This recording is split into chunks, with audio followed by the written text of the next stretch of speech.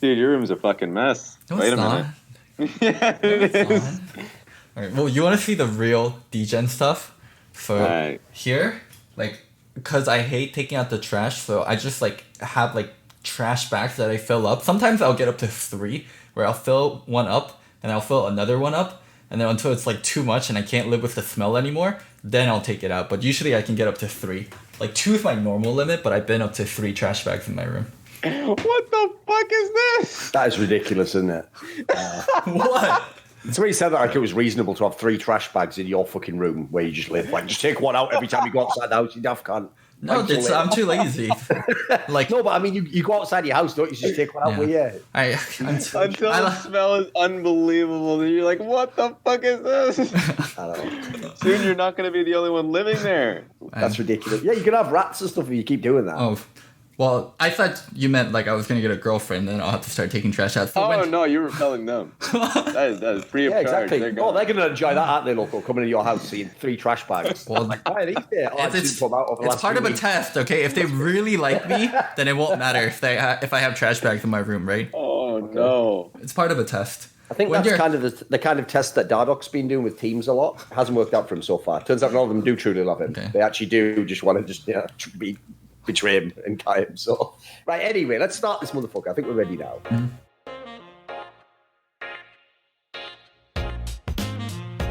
So, this is going to be episode, did you say it's 81? 91. 91, yeah, 91, sorry. It's going to be episode 91 of Listen Loco, which is a show we haven't done in a while. This awkward setup's going to be mad awkward, by the way. I can tell everyone right now. So this camera's going to be moving a lot. I'm going to have to hold this mic, because the problem is if I put it here, I don't know if it picks up that well. It picks up does fine. it sound the same here as it does if I do that? It sounds better when you're directly at it, but it also sounds fine. when I'll it's try at just an like balance it here or something. So the concept for this show is, since we've done Summoning Insight and we've done an in-depth breakdown of all the past weeks, we'll just do it as though this was episode, 5 during Worlds of Listen Local. So what we'll do is we'll do a little bit of commentary on stuff that happened in the groups, but not too much because it's been and gone, but mainly just in the context of the playoffs, because playoffs is what we want to discuss. So we've got Raz here, who you might know from doing the LPL. Obviously, he's been on the Worlds broadcast, so unless you're one of those people who just tunes out during the break or something, you will have seen him. Right, Raz, I've got a question for you on this one. Oh, Right? I'm ready. One of the things I always have a really hard time with is, because one thing I actually think is quite cool in the modern day of League of Legends is all the analysts and casters really do actually just go with whoever they think the person who's going to win is. So you get quite a lot of diversity, I've noticed, of predictions, etc. So far in the tournament, like I can't remember off the top of my head what your predictions have been. Who have you been sort of like, who are you coming in high with for Worlds? Who's like impressed you? Who's underwhelmed you? Give us like a little bit of flavor, overview of Worlds so far for you in terms of the big names we're talking here. Okay, so I remember I came in with a list, actually. I threw it in my notebook of pre-tournament expectations of which teams I thought were coming in as the best. Number 1 was G2, unsurprisingly, because I felt like they were the most creative and then they were just incredible players throughout. SKT, I think, was second. And then past that point, it kind of was an amalgamation of teams. And then the reason why I set those lists is kind of like, want to be able to nail who I feel like is the strongest, and then in the conversation is the strongest region, just to see how many of the 3 teams are on the top. I actually had LPL as the strongest region because all 3 of the teams I had nailed down in the top 6. Yes. By the way, on that topic, actually, that's since obviously that's a discussion people had as well, strongest region, etc. First of all, one thing you said there, like making a list, that is a really good exercise, as you said, just to make sure what you yourself think. Because until you make the list, it's too easy to think like, oh, well, who is the best, like G2 or SKT? You have to make yourself decide. But once you do, it kind of like sets your mind as to like, right, this must be what I think about the game at the moment. And as you said, I actually think the angle on the LPL is a pretty good one, which is, look, the way the tournament's gone so far, I don't think anyone really had like the LPL teams as the total favorite to win it. Most people had G2 or SKT. But I actually don't mind the angle that like the LPL did pretty well in, as much as like, I actually personally thought all 3 teams would get out of their groups. Like there was a chance for that. Like on aggregate, I thought they could have been the best. I didn't think they had like the best team. I thought they could have been the best region. Exactly. Yes, keep going. It's kind of reasonable thoughts, I think, so far. Yeah, I agree with that point. I thought that RNG would be able to make it out of the group. So, like, basically, I thought all 3 LPL teams would make it out. I thought all 3 LCK teams would make it out, but I was kind of flipping as the tournament went on with, like, DAMWON and the DAMWON versus TL type of thing. Sure. And then I thought the LEC teams would for sure have 2, simply because Splice was in the easiest group at the point. Yeah, of course. But it was the reason why you make these lists is because you wanted to see. I always said coming into the tournament that the most important thing would just be the lessons the teams would have throughout. So like which teams would actually grow, and I feel like the teams for me that has done the most was people won't kind of agree to it now because of the results that came through, but I thought DAMWON actually came out and learned quite a lot throughout that tournament and had the best quarterfinals with G2 while the rest were just clowning. So I thought DAMWON actually, for me, raised in the ranks quite a bit. RNG definitely dipped. Not much you can say about that one. Feels bad, man. So I want to make 2 comments, one about the DAMWON one and then a little bit about the RNG one. For the DAMWON, the coach in the By the way, is it just for me that you're like a little bit low, Loco? Is it okay for everyone else? I'll turn it up on mine if it is. Yeah, my sound level is like fine. Okay, like keep going then. I'll turn it up. So for the coaching staff of DAMWON, and especially Coach Kim, he's actually been an extremely vocal coach in an interview, and maybe a little bit too honest, where he talks about why Flame didn't come to Worlds. He's like, oh, there might have been drama because Flame is very vocal about wanting starting time. So I don't even want to deal with that. I think Nuguri is the better player. We're just going to bring Nuguri and we're not going to bring Flame as a sub. Like he said that in an interview. And he also talked about right after they lost in that press conference, I think some of the players were very inexperienced and were stubborn regarding picks. And we threw some of our prep out the window because they were inexperienced and he basically said they didn't want to do what the coaching staff wanted to do. So this is hilarious because that was the exact same thing he did when he was about to leave IG or was on IG. I forget the timeline on that, but regardless, usually coaches when they leave teams or move on, they say nothing. Mm-hmm. They say really only good things, or they say, hey, there were issues, but I'm not going to talk to your team. But this man, when he was talking about how stubborn Ning was as a player and the sacrifices they made for Ning, I was like, dude, this guy's going in. Mm-hmm. Like regardless of the player's image, he just kind of went at it. And that's actually, you don't see that a lot from coaches. And I actually don't like that trait personally because I'm all the type of person where I'm not talking about burning bridges. I'm just talking about if you respect the player, you just kind of want to leave them with a good image, and the team can deal with that, and you kind of have faith that the player will grow out of it. But the man was like, nah, fuck that boy. Yeah, I've got to say, I'm with Raz on this one. Like, my problem is this. So I notice I often get called out on this exact kind of a topic by fans because they misunderstand the distinction. So, for example, I remember not that long ago, I'm trying to think of the exact context. I think it was coming into Worlds. Rekkles made some sort of comment on stream where he said something like that. I can't remember. He made some sort of a comment about like there being some issues within their team. Mm-hmm. And what happened was I flamed him on the show and was like, well, like blah, blah, blah. Maybe some of the problems were his fault. And then people said, but I thought you wanted players to be truthful and tell you what they really think. And it's like, not exactly. Like what I mean by that is like, I do want people in theory to tell the truth, but you also don't have to always say what you are thinking. That's the part that people don't get. It's not that you have to lie or tell the truth. You can sometimes say no comment. And so in the situation you're talking about, if someone's the coach of a team, even if what he's saying is totally true, maybe the players did do the wrong picks, maybe the players were stubborn, maybe there's other stuff we'll find out about other teams. The point is that really information that the public should know? Like that seems to me like internal stuff. Like I kind of fuck with that mentality from American sports from the old school of like you're supposed to keep it within the locker room. Yeah. Like the idea is the reason the coach gets to know that is because he gets to be part of your lives and know your development process. Whereas the problem is the way he called them out there, like that call out is okay, I think, if you're leaving the team. But if you're going to stay as the coach, like that will feel like if you're a player, like what the fuck, our coach just speaks outside of the locker room and tells everyone all of our problems. And like, sure, he didn't name names. That's a good distinction to make, I'll say. But he did you could kind of guess like who it might have been, for example, like if you look at some of the picks and some of the weird performances. So I'm kind of a bit off on that one. I agree. Like I totally get the sentiment what the coach is saying. He's probably even right. Like maybe his analysis is correct.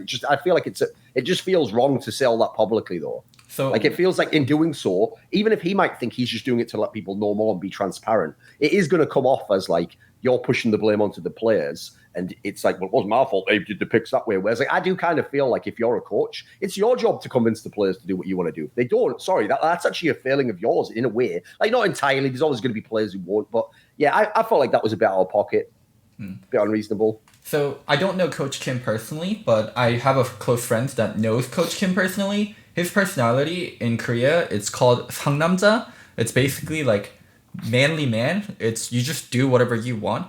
And also in Korea in general, you have way more power as a coach than regions like I would say NA or China where the star players have so much power. I would say Europe is actually another region where coaches can have a lot of power because there's a lot of talent and there's a lot of just good development system. So yeah, like this guy is just extremely confident about his work. He has so much success in the last 3 to 4 years regarding the teams he's coached, and he's never been shy about making comments, as Raz said about like the Ning thing, and as shown in like the interviews that he did at Worlds. So it was weird, but also in a sense very expected. And his top laner's never been TheShy. Ha ha ha. Anyway, whatever. So, like that was obviously just like a minor touch. So, okay, let's do it team by team because I find it more interesting generally that way, unless we're doing the specific matchup. So, since DAMWON's out already, let's do some like closing thoughts on them then. So, as you said, like what were you thinking of when you say that you thought that they learned lessons during the tournament, improved? Obviously, literally, week one, I think people kind of agreed with you. They thought maybe Team Liquid could make it up, but obviously DAMWON like aced the second week, looked super hot. I know some people even picked them to actually win that series in the playoffs. So, what do you think that changed about DAMWON? What do you guess? The level of discipline that I think that they exhibited at the very tail end of it, while not having like a veteran presence on the team, I think was pretty significant for me because it's very easy to kind of push away some of the mistakes that they had, a lot of the mistakes that they had in the early portions of the tournament of just the young portions of that team, and not necessarily having the nerves for it. But they obviously had a long tournament, so they grew on that portion, and then being able to have a fairly disciplined gameplay. So like versus P2, you saw it for sure that when they were behind, they were constantly looking for plays to get back in. They had an eye on Baron and were always closing in on it. They were playing a pretty measured approach to their games that I didn't get to see from a lot of teams actually throughout this tournament. And it's all primarily off of the back of Canyon. And while a lot of the focus was on Showmaker and Nuggery throughout the tournament, what I got to see was like Canyon kind of thrive in a pretty tough setting too, because he didn't have much gank pressure up topside or mid because a lot of the compositions they were running. And I think that's one thing that they needed to value a little bit more is just the early on laning phase and just picking for their early games. I think that's something they didn't do nearly as much. But they were able to accomplish a lot in the through their first 20 minutes. And that's what makes me excited. Maybe I think, of course, you got to give credit to the coaching staff and to the players. And next year, that's actually incredibly scary that they still have that level of talent. And then now they're bringing in that level of consistency. So that's something that I enjoyed about them. If they had drawn, an IG, they actually could have gotten out. Sure, that's actually a really cool debate to have because of how poor IG showed. And that one had smart drafts, too, to cover for some of their bad matchups in the bottom lane. Like, still, like, Nuclear, I think, what can you do, right? At the end of the day, if you're just not if you're just gonna, exactly. But they were able to cover it pretty easily in drafting until the very last series. He showcased that he would still be good in team fights and quite a few games. So for me, they did the best they could to cover for certain weaknesses that they had. And that's really all you could ask for in the year that they had. So I was actually pretty damn happy with what I saw from DAMWON. Right, Loco, when we did our predictions, wasn't it Team Liquid and DAMWON that you had to get out? Did you have DAMWON getting out? Like, it's IG you didn't pick, right? So what were your thoughts overall on DAMWON? So my thing for DAMWON, I actually disagree with Raz regarding the draft. I think there's two areas where they really failed in. So most teams enter into this like gentleman's agreement about you have Kai'Sa, I'll have Xayah. Oh, you want Xayah? Okay, you can have Xayah, I'll have Kai'Sa. So a lot of the AD carries got to get away with having only 2 champions in their pool, and then you get sometimes pressured and questioned, what happens when I ban one and take one? What happens if both get banned for some reason? What is your third? And Nuclear did not have a third. But how do you blame draft for that? Literally, it was just Nuclear. Okay, the guy couldn't play a third. So there's another. You can't just draft new players, Loco. You have to just draft all the players that you've got in the team already got. That's a credit to their draft. Maybe that was wrong way to phrase it, but I think that was a huge problem. Sure. What was your third? And they didn't have a third. And then another thing they could have played Varus. I think that's the only real criticism that I had is that they actually Varus is pretty brain dead to play. Varus Tom Kench, so they could have literally had that. I don't know what they had experienced to not see that as viable. But yeah, I think the drafting outside of that question mark for me made a lot of sense to cover for that weakness because they really needed Kai'Sa. G2 recognized that and started just priority picking it. So there's another problem. So right now, almost all the comps we see are glass cannon, unless you are you're Griffin and you want to put your best player on tanks. Like, there's no tanks drafted in the game. There's no tanks in jungle. There's no tanks in mid or top lane. Like, people just don't play tanks. Probably the tankiest champions that people play are supports with Aftershock. Like, Nautilus with Aftershock. All-Star Leona with Aftershock. So when you have all glass cannon teams, the first person to open and engage on a team is extremely favored in team fights. So when you have champions like Gragas and Rakan, I think these are two really core champions in the meta because they have engages that are extremely hard to flash. Gragas E flash and Rakan R flash W.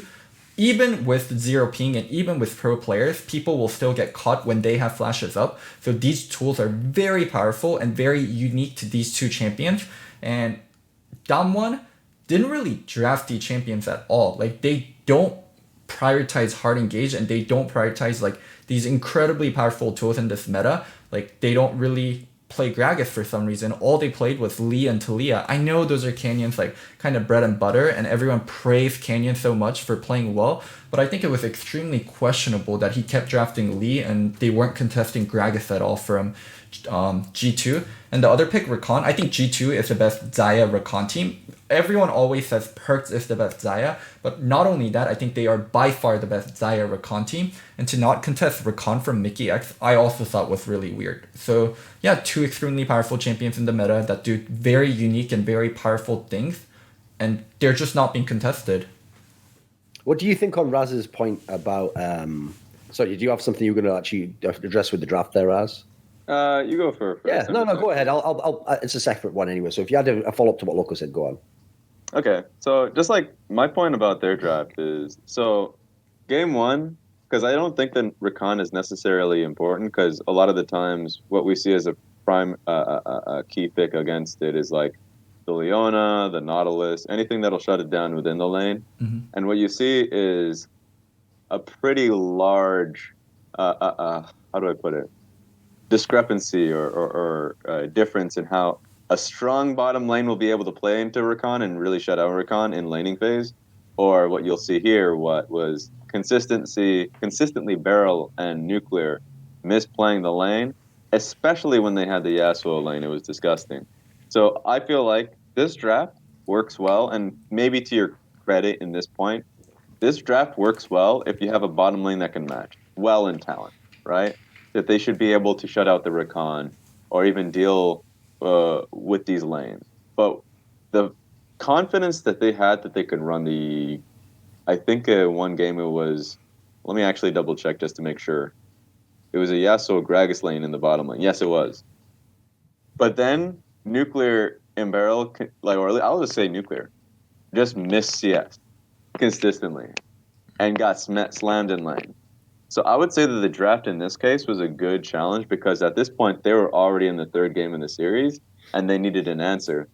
But then when they gave that leap of faith, their bottom lane continued to fail. So I think in hindsight, I would agree that you got to have to take it away and find another strategy.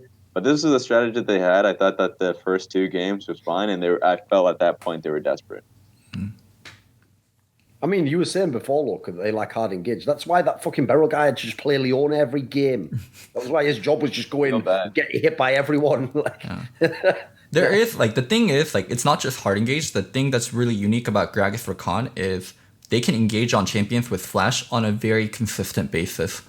And, the engages like Leona, engages like Orin, engages like Nautilus, you can flash away from it. Flash Leona R, very easy to dodge. Flash Leona E, Orin ult, Nautilus flash hook, all these are very flashable. Gragas and Rakan are the only two engages in the game where I feel like even on zero ping, pro players get consistently engaged on. Yeah, I mean, they were definitely trying to over-prioritize and focus on laning phase, and it just didn't pan out, which is kind of crazy. I actually would have loved to see them try and go for a more, I wouldn't say respectful, but for a more balanced draft and see how that bottom lane would get thrashed even more. That's how, to me, that's how I wouldn't that's how crazy this game was, or at least that matchup in the bottom lane was, because they looked like they were trying to cover that gap so heavily, and it still was pretty bad. I know a lot of people would focus on, I know you guys, we're probably going to talk about this series later on the whole Sword versus TheShy matchup, but this one is actually pretty worse for a team that was trying to cover it up as much as they were. Sure.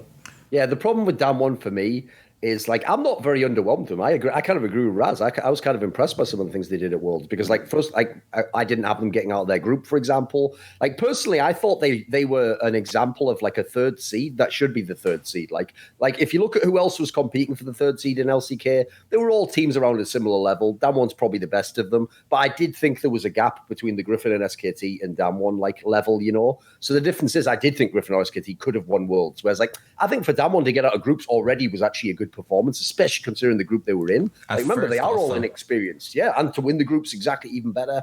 And as Raz just said earlier, I actually feel bad for them because they won a hard group, and then their reward is to get G2, what most people are calling, if not the favorite, the second favorite of the whole tournament. So, like, that is, I agree. Like, if you look at who else was available from second seeds, they could have won something. Like, obviously, the Splice one, I'll say immediately they could have, you know, there's a whole bunch of games I think they could have won here. I feel bad for them, actually, in that regard.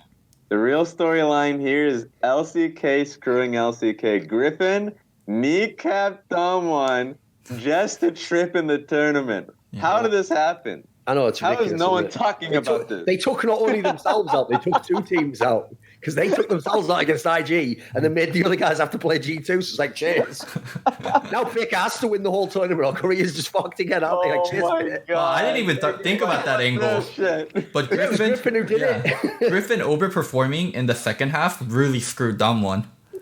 Griffin are like the guys in the NBA when you're on defense and you're under the basket. Griffin are the guys who just like push the other guy until like someone else when everyone's going for the rebound and they get called for the foul. It's like you're just fucking it up for everyone. No, the thing about DAMWON though, to like be more specific, is they are super inexperienced. Like outside of Nuclear, their team is basically rookies. Like, they are players who are absolutely brand new. And Nuclear himself, yes, he has experience. Obviously, we saw him in the EULCS a few years ago, but he was never like an elite AD carry. Like he was all right in Europe, he was all right in LCK. The point is though, he isn't an elite level player though, and so I did think you did see it this tournament. Not only in the draft could they not hide him, but in the game you couldn't hide him. Like in the current way League of Legends is played, people love to just gangbang that bot lane with the fucking jungler. So they were always going to be in a lot of trouble against most teams. So I think if you take aside Nuclear's problems, which I don't think could be fixed at this tournament, like it's an obvious fix is try and get a better ADC if you can. But I think most of the rest of the team, especially the top side of the map, looks really good, I actually thought. I think actually, even though people criticize Naguri, I explained on the Summoning Insight episode, I think some of that's a bit too far. I do think he deserves criticism because I did hear some people from LCK try to make it sound like he would be the best top player in the world. We definitely didn't live up to that. But he did still, like I said on the show, he probably still like a top 3 or top 4 top laner in the tournament. Like, he was still pretty good. His problem was just that, he got everything and then he didn't really like carry all the games. But aside from that, Showmaker, I thought, had a very good tournament. And Canyon, we already knew from LCK was good. But I thought he was just stud at this Worlds. Like, he really impressed me a lot, actually. So I think if you go back home for your first ever Worlds and your first ever big international tournament, if they can just get like a different bot lane or something or upgrade in some sense, next year's when this could be a really, really good team. This year, too early. Like, I don't think they could have done it this time. But next year, I could see them being some super sick team. I think it's possible. For sure. Oh, right. What about... there's one thing I want to ask Raz about. So Raz actually helped me a lot with my LPL prep, and he mentioned that... he's to blame for all of your opinions, right? Okay, so... He's to credit for all the good opinion. Right, okay. I'm just going to say, Loco did actually... Didn't you pick Fnatic to beat FPX, Loco? Yeah, I did. You should listen to Raz more. He actually knows what he's fucking talking about. Exactly. How dare you credit him? And then half the games you just picked against him. What are you talking about? What's going on here? What's happening here? Anyways, he told me about how bot-sided RNG would be in critical moments, and RNG did exactly that. Yeah, he was right. In their group in their group with SKT and Fnatic. One thing I was kind of surprised by is no one really criticized Uzi, but me. A lot of the casters were fawning over Uzi has 12.5 CS per minute. Like, look at this guy. And I was like, okay, that's an insane stat. Let's go back and really look in detail how he achieved this. He makes suboptimal decisions to get to that kind of CS numbers. And even with the gold he has, he sometimes does not deliver like the full like carry responsibility with that gold, especially in the second half of the group where he plays 3 Ezreal games. You cannot play to scale on Ezreal, and you cannot play to be a CS vacuum on Ezreal, and he does that. Like, there's one moment where I was like, oh, he's playing the game wrong, which was when his team had Baron, and they're seizing, and the cannon minion's up. And as Ezreal, what you do is you protect the cannon minion, and you shoot Qs. He left lane to go kill Wolf, and to come back on the next wave, and the enemy team just deleted the cannon minion. This guy does not look for pokes on Ezreal. And also another analyst that I have really in high regard is Jat. When Jat did his teamfight breakdown, and he broke down that SKT versus RNG teamfight, he talked about how well Uzi played because Uzi QSS flashed out of a kick. But in that fight, Uzi missed a Q on a stun target, Uzi missed a Q on a Kaisa that was hittable, and he attacked the ward twice. Missing Qs on Ezreal in a teamfight is extremely crucial because you get a little bit of cooldown back for hitting your Q, so your W and your E and your other Q comes up faster, and that wasn't mentioned at all, and he was just really commended for doing that QSS flash out of a kick really well. I feel like he gets off so scot-free because he has... Let's be real, Loco. Like, the problem is, and we all know this from all the top 20 lists, Uzi has entered the faker territory where no one can forget their peak, and in your brain, you always just address them as if they're at their peak, unfortunately. So, like, I mean, actually, I'd be interested on Raz's take on that in general, because I haven't heard him say it overall, because coming into this Worlds, I noticed a lot of the people who follow LPL kind of agreed with me, which is like, Uzi wasn't exactly in his best form. Like, Jakilov actually was kind of the stud in the LPL towards the playoffs. Like, he was looking pretty good by the time IG qualified. Like, did you actually think Uzi came in the Worlds as the best ADC? Is he near peak level? It's kind of weird, isn't it? Because I definitely thought that Jakilov came into the Worlds as a stronger AD carry, and what kind of fucking world are we in now? Right? I know. But I actually... he didn't turn up to Worlds. He didn't at all. He didn't arrive. Well, maybe he arrived. It'd be like right in front of 5 enemy members. Just as Jakilov was about to board the plane to go to Worlds, Name came up and he goes, Jackie, and coughed all in his face, and he goes, don't make the same mistake I did. And then Jakilov goes, I already have. Because he's obviously thick, when he like, dude, I agree. Like, Jakilov really underperformed this Worlds. Like, when you consider what studs TheShy and Rookie have been, if he'd have come anywhere close to the summer form, holy shit, they might be like the number 1 team in this tournament. They would be unreal. For sure. This team would be great. I mean, a lot of their issues are team play oriented, but Jakilov needs to be able to pick it up when Rookie, out of all players, went wild this tournament. Exactly, yeah. So what about Uzi then? So the case of AD carries, I think Uzi has actually performed really well this tournament. And I know that we're like kind of hyper-focusing on some of the mistakes that he had in these team fights, but a lot of the times, so RNG in all of these games had been set up to succeed. I'm not going to talk about the last game versus Fnatic. I feel like whatever the fuck happened. Comment Lulu into Pyke, not counterpick by Pyke, into Pyke. Well, the idea about Lulu is, like, theoretically it's a counterpick to the point where, like, hey, you know, Pyke actually loses out in execution if you get the shield and ultimate, like, boom, boom. But that's overthinking it. You just act. A Braum would have worked in there. Like, literally, there's actually so much that could have worked in that situation. Or even path towards it as a jungler if that's what your game plan is. But they're like, no, goodbye. But a lot of the moments in their games, especially versus SKT, were great setups. Like, they were in a winning position when they were going for a dragon fight where they were setting up for it. There were actually multiple points in which RNG could have won these games. And then you just had the most overthinking situations by both Ning and Xiaohu. And I'm always the person to critique the guy who gets overhyped maybe too much. When the people are coming in on an all-time high for one player, I'm like, actually, not even fucking close. That's what I did with LWX. When LWX people came in with like top 3 AD carries in the LPL, I was like, actually, he wasn't in my top 5 AD carries for LPL. But Uzi was top 2. He was still pretty damn good. And then he came to this tournament, and I thought he was actually pretty damn excellent. Sure, the team still played through bot side, but he was actually doing quite well under those circumstances. And actually hoarding CS as an Ezreal to get to your 2 to 3 items, or at least your mid game a lot 2 faster. items is fine, but beyond 2 is bad. Beyond 2 is bad, and he does that. I agree. But the idea was they actually had a pretty overpowered mid game, which is great. But they would consistently, as a team, misplay those situations. And that's why I was actually pretty harsh on Xiaohu as a player. I know Ming made a few mistakes. but Xiaohu consistently made it in pretty high octane moments on the Kayle, and that just sucks. And that's what actually would have gotten them out of this group if Xiaohu. I'm not saying Xiaohu overperforming. I'm not saying Xiaohu should be the carry. I'm saying playing the regular way you've played throughout the split. That's all I'm asking for. And so I know I'm kind of pinning blame on someone else, but I actually thought that Uzi played remarkably well. In fact, for 80 carries in the tournament, I thought he played the best of all those 80 carries. Oh my god, really? Yeah. Dude, he's a CS black hole. Yeah. Loco, think about this though. The problem is, like, in this tournament, the best players aren't the ADCs, mate. They're not the guys carrying all the games, are they? Like, dude, even Viper went absolutely off in that series against fucking DAMWON, and he could IG, and he could barely do anything. Like, he was going absolutely off, and he couldn't do anything. Like, in this tournament, like, I know what Raz means. It's like, even if everyone played perfect at ADC, no one's going to be the best player in the tournament, mate. Okay, it's not going to happen in this world. The 280 carries that are right now pushing it, and the series we're going to be talking about soon enough is going to really decide who's like the best 80 carry of the tournament.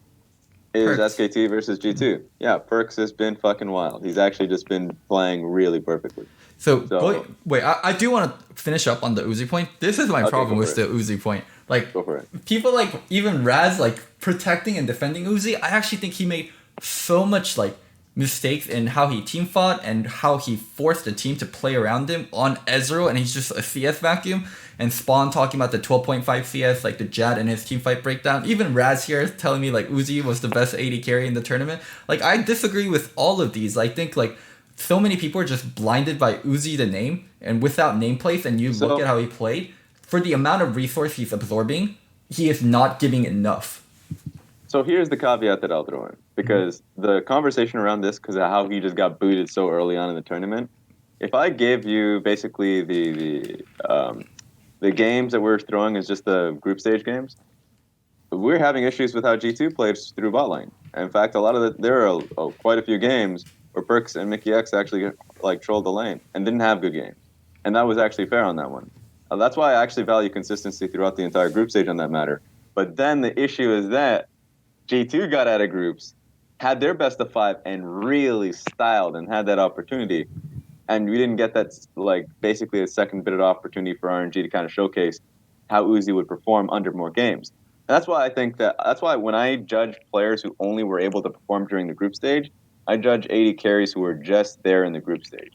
And that's why I think Uzi, from the limited games that he had, played really well in all of those games and didn't have significant errors that we saw from Rekkles for sure, that we saw from Perks. Yeah. Teddy is a good case, but I thought that was a laning phase that we saw direct comparisons. I think Teddy versus Uzi is a definite good conversation to have, because we literally saw them go up against each other. And Teddy had some fucking great team fights. So actually, I'm willing. If that conversation is a really good one, and I would definitely have Teddy as like 1 and 2. We can agree to disagree, but even in the SKT game, he's in mid lane versus a Gragas with E-Flash, just waiting to get engaged on. The Xayah game versus SKT, also that Gragas 3-pointer where he lands it on the Xayah and Xayah doesn't react with ult. Like, there's just so many mistakes from Uzi. You have to be responsible if you're going to ask for that much gold. Uzi, I agree with that. I agree with that point. He has to be looked under a magnifying glass, not because of the name, but because of how much his team plays towards him. And under that magnifying glass, I don't think Uzi really stood up to. I actually think you could draw the same comparison I said earlier about Nagori. It's like Uzi was still one of the best players. It's just like, if you put all the resources into the guy, you should actually be the absolute best. Like, you're supposed to get everything then. So here's the thing. I think in this tournament we actually saw the not them completely playing away from Uzi, but there was specifically 1 or 2 games where they played to Long Sing for the first 5 minutes, got him a lead, and then they so that was actually an example in which Uzi wasn't getting 100%. It's actually such a weird conversation to have, because ulting top as Ezreal taking CS away. This guy just. Oh, you went under that. You got in that magnifying glass. Yeah, I mean, you told me that they would play overly to bot side, so I checked to see how overly he plays, and they do, and he doesn't deliver for how much they play towards him. Put it this way, I think this is a more interesting question. A more interesting question to ask is this, Raz, because obviously you two disagree on the Uzi topic. I would ask this. So one of the reasons I was underwhelmed by RNG is I think they're one of the only teams in the whole tournament that not only could have made it out their groups, but they could have gone deeper in the tournament. Like when I said Team Liquid was going to make it out earlier, I actually think they would have lost whatever series they would have played pretty much, because unless they'd have won the group, couldn't have gotten spliced. So I think they would have lost to all the other top teams. You know, it just makes sense to me. But I actually did think RNG, if you just look at the players they have, like you look at what they did in the LPL, like they really had chances to be better than this. And the problem is, unlike some of the teams, like in the DAMWON example, you can't just replace a nuclear. Like obviously he's with you at the tournament, you got to make do with what you can. Yeah. The problem is, the thing that so sucks about RNG is not only do they play to bot strongly in a way that's like kind of a bit too predictable, but they also, a lot of fans don't get this because of what happened in the last few years where they didn't win when they hoped they would and they thought they had the team that could win Worlds. They tried to fix the scenario of balancing the map by bringing in Lang X, formerly Xiaohu. Like they thought this was going to be the solution, right? Now you'd have like true carry pressure through all three lanes. Like now you could be basically what IG is, you could be what G2 is, what all the best teams at the moment are. So like that part is kind of mad underwhelming, but they just never properly synced with Lang X, right? What do you think?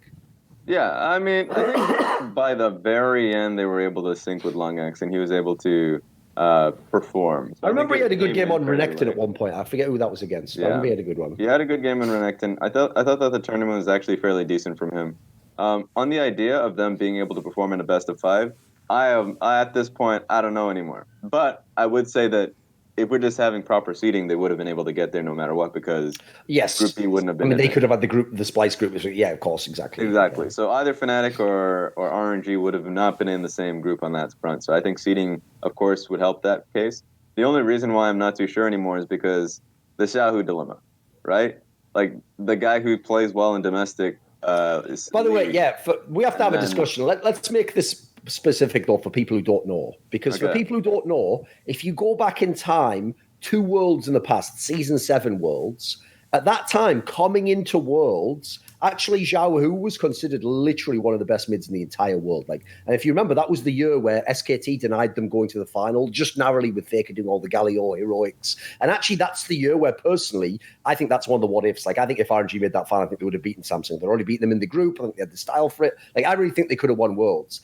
Next year, Season 8 Worlds is one where famously they played a bit too much in the bot lane. Xiaohu's just okay. Like at this point in time, he's kind of getting that rep, isn't he? Where like he's a stud domestically, but something happens when it comes to Worlds. Why don't we ever see him at Worlds? Because if he turns up at any of these Worlds, they could have had a title by now. They really could. It's the thing. There's a combination of things. So it's a combination of what Loco's been talking about, of them just, hey, you know what? Pressure moment. You ain't getting nothing. Resources go bot lane.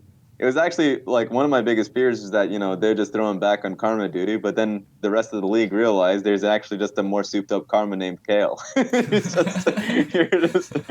just on Kayle duty now. You're just like, I was like, I'm confused now. Am I a carry? Am I a support? Yeah, exactly.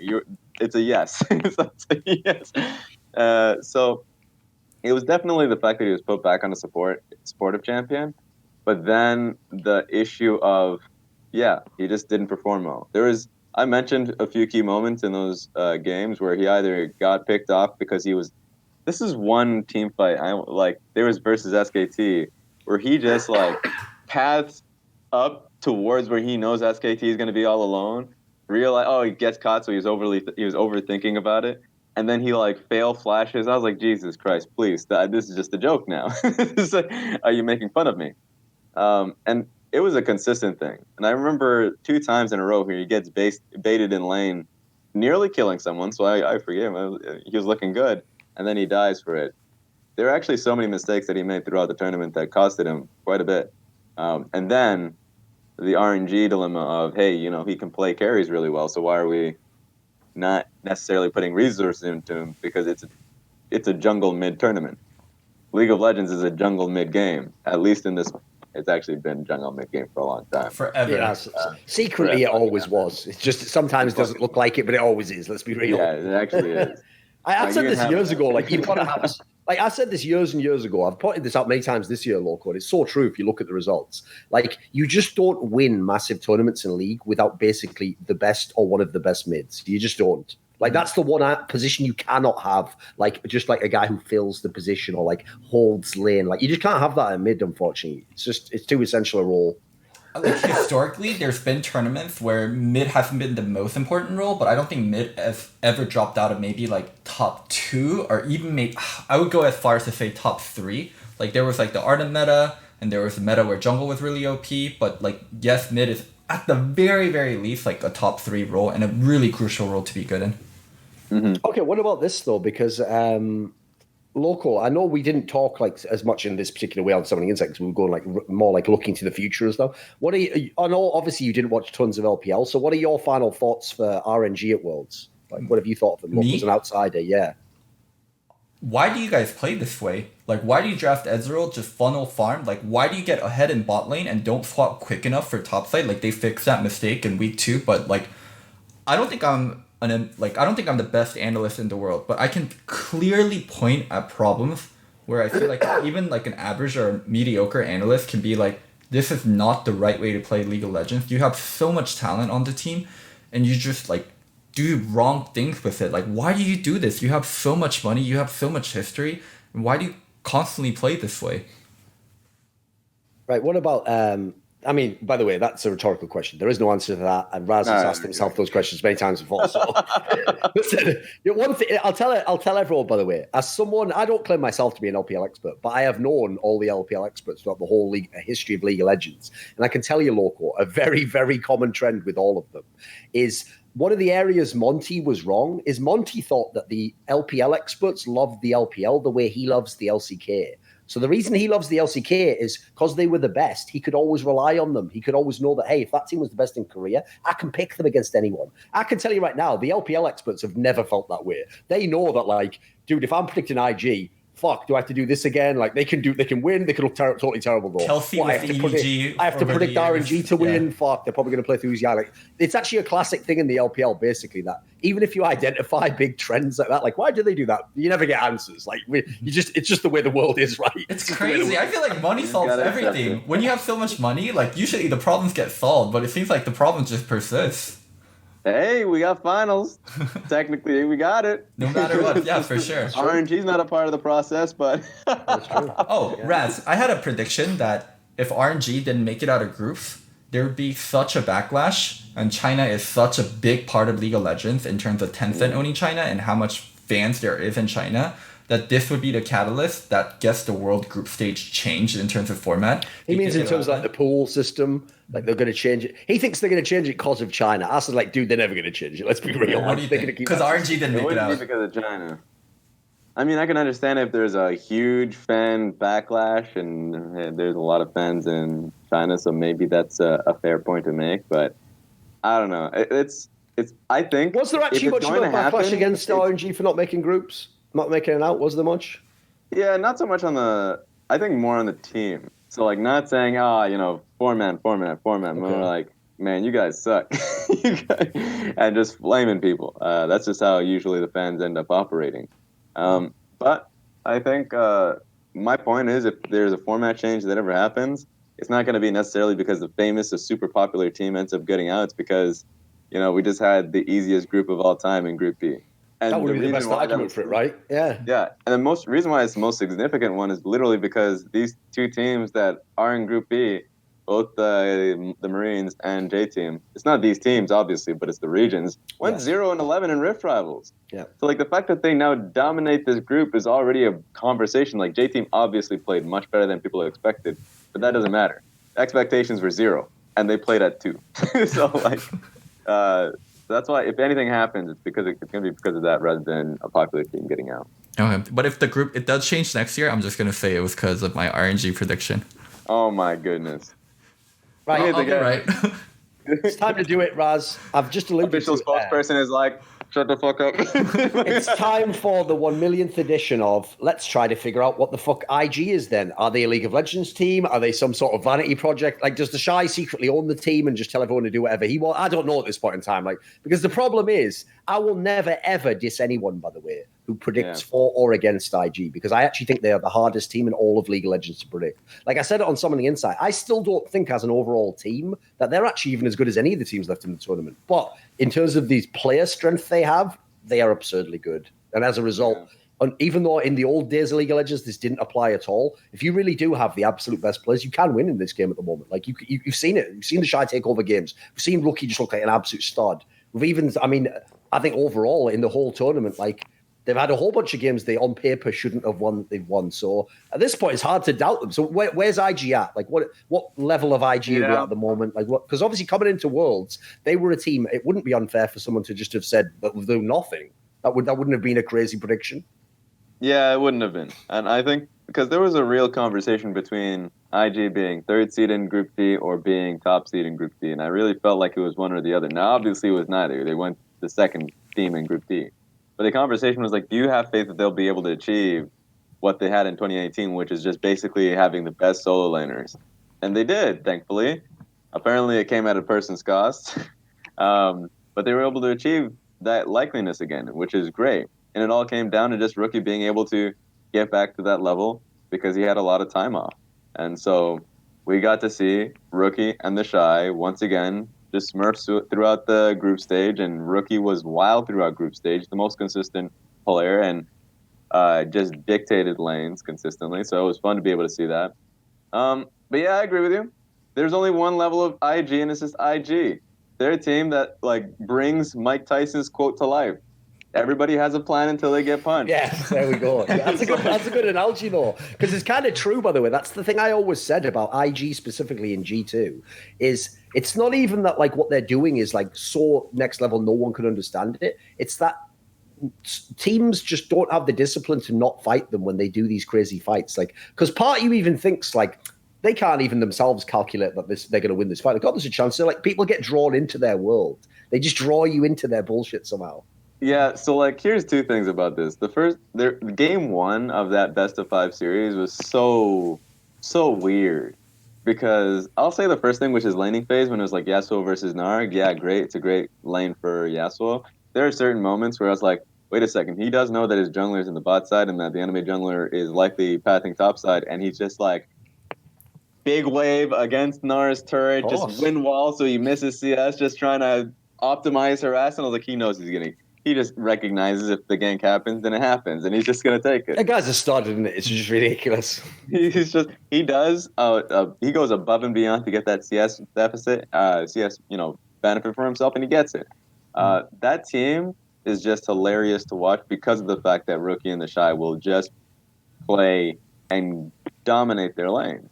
But then the second half of that game happens, where obviously Griffins has a full tank comp that will never win fights at that stage, especially since Griffin, honestly, people don't talk about it, they are the worst Garen Yumi team in the tournament. They don't understand how Garen Yumi is supposed to operate. They just go Athenes on Garen Yumi at all times. That's the first item. You're like, I will never die. But wait a minute. The purpose of this is for the Yumi to actually have damage, to have DPS, to carry. And so like it just prolongs the entire, at least the whole carry build. And it sucks, especially when you have no one else that can provide that DPS. So it was IG testing the game limits of how many times Kog'Maw would run up and kill himself, and they would still be able to win fights. I was actually it was wild to see the game that close, and that IG was still not willing to split the map with Yasuo. He was grouping up at all turns. Maybe he just didn't trust the Kog'Maw at that stage, but this is what we see from Invictus Gaming in international events, is just that TheShy will have those huge advantages and he'll group for team fights. Those are negatives, obviously, Sure. And you can already tell that I'm not high on this team going into semifinals. But once again, whenever I vote against this team, they just find a way to win because of those players and talent anyway. Yeah. One other thing I wanted to touch on that I wanted to ask you about, again, because you obviously saw the LPL split. So what would you make of the fact that most of the split, rather, the summer split, they were using Leon instead of Ning, and he was out of the lineup? Like, I even made the point, like, I know people have joked, like, it seems like the moment that Team Liquid beat IG at MSI, it's like IG just died that day because they actually didn't get good again until Worlds, basically. Like, like, it took them forever to get good again. But it's also like, I think it's Ning who died. He just he had to go away after that. So he was like Poochie from The Simpsons. He had to go back to his fucking planet because this Leon guy came in. And I remember watching the Leon guy just being like, this guy's not terrible, but he's just not doing anything. Like his job is just to not be Ning. His job is just don't dive in 24/7. So when they did the classic move, which China has done so many times before, which is when you get out of groups, you bring back the player that everyone thought should have played anyway. You bring the back cloud effect. Exactly. You do. I mean, I remember when they brought back what was the name of the top laner for EDG that they brought back instead of Mouse? Oh no, my mind. Yeah, I'm forgetting his name for some reason. What was his name? EDG. It's the one that Koro. It was quite Kelsey's famous. They've famously done this two big times where they do like the big sob, but right before quarters, so the other team can't predict it. What have you thought of the return of Ning? Because he actually doesn't look like the old Ning. Like he looks like he himself has been. Someone's put the leash on him, mate. What happened? Where's Ning? It's really funny, man, because the iconic Ning of 2018 is, hey, we have winning lanes. Great. You guys playing for me now. He's like the solo queue ego jungler who's just like, give it all to me. I'm the carry jungler. But like, I love that style because he was talented, and that would be the reason why they had very fast games. Is that he would force beneficial skirmishes. He'd be talented enough to be able to execute, and so it was always that tightrope gameplay of saying, you guys have to come. I know you're the shy and rookie, but you know what? You haven't heard of Ning yet. But like, obviously, it seems like he is a lot more tame. Even watching his pro view, because that's been what I wanted to check out to see what his focus is. A lot of it is just him farming up, playing a lot slower a game, and then of course supporting rookie throughout his laning phase. It's a lot more tame, and that's fair. And I think that's needed because it hasn't been that wild style. It hasn't been successful in the last 3 weeks of the regular season. That was actually just him performing poorly in those moments. He would get them leads, and then he would instantly just throw it away. And I was like, what the hell? So they need some level of consistency in recognizing that we still have faith that you are a good enough player to execute these, but you literally have the shine rookie. There's actually no excuse. It's like, this is an analogy of like, let's say the Toronto Raptors, a team that is incredibly talented, but at the time, not now, obviously, you have Kawhi Leonard, and if you're struggling, just pass the ball over. Just pass the ball over to your best player. At that stage, when you have a confidence that you can play and be even at the 15-minute mark, take that chance because you know you have better players after that mark that can take over. And I feel like that's basically what he's been able to do. He's actually been playing pretty well in the best of 5. The only issue is that he would win his team the fight, and then he would there was one moment on Lee Sin where he's like, all right, we're going to continue the fight. Wait a minute, where's my the old school thing? He came out for a second. Yes, and he just basically he was just too deep in the sauce and forget that his team cannot continue the fight. So he just needs to still focus. That's the only issue, but he's been playing well. One thing that I feel like is so underrated regarding mid laners and solo laners in general is people rave about laning so much, especially because players love to talk about laning, and how well someone teamfight gets underrated. I think the other two Korean mid laners, Chobi and Showmaker, their real true strength and where they are truly world class and almost untouchable is laning.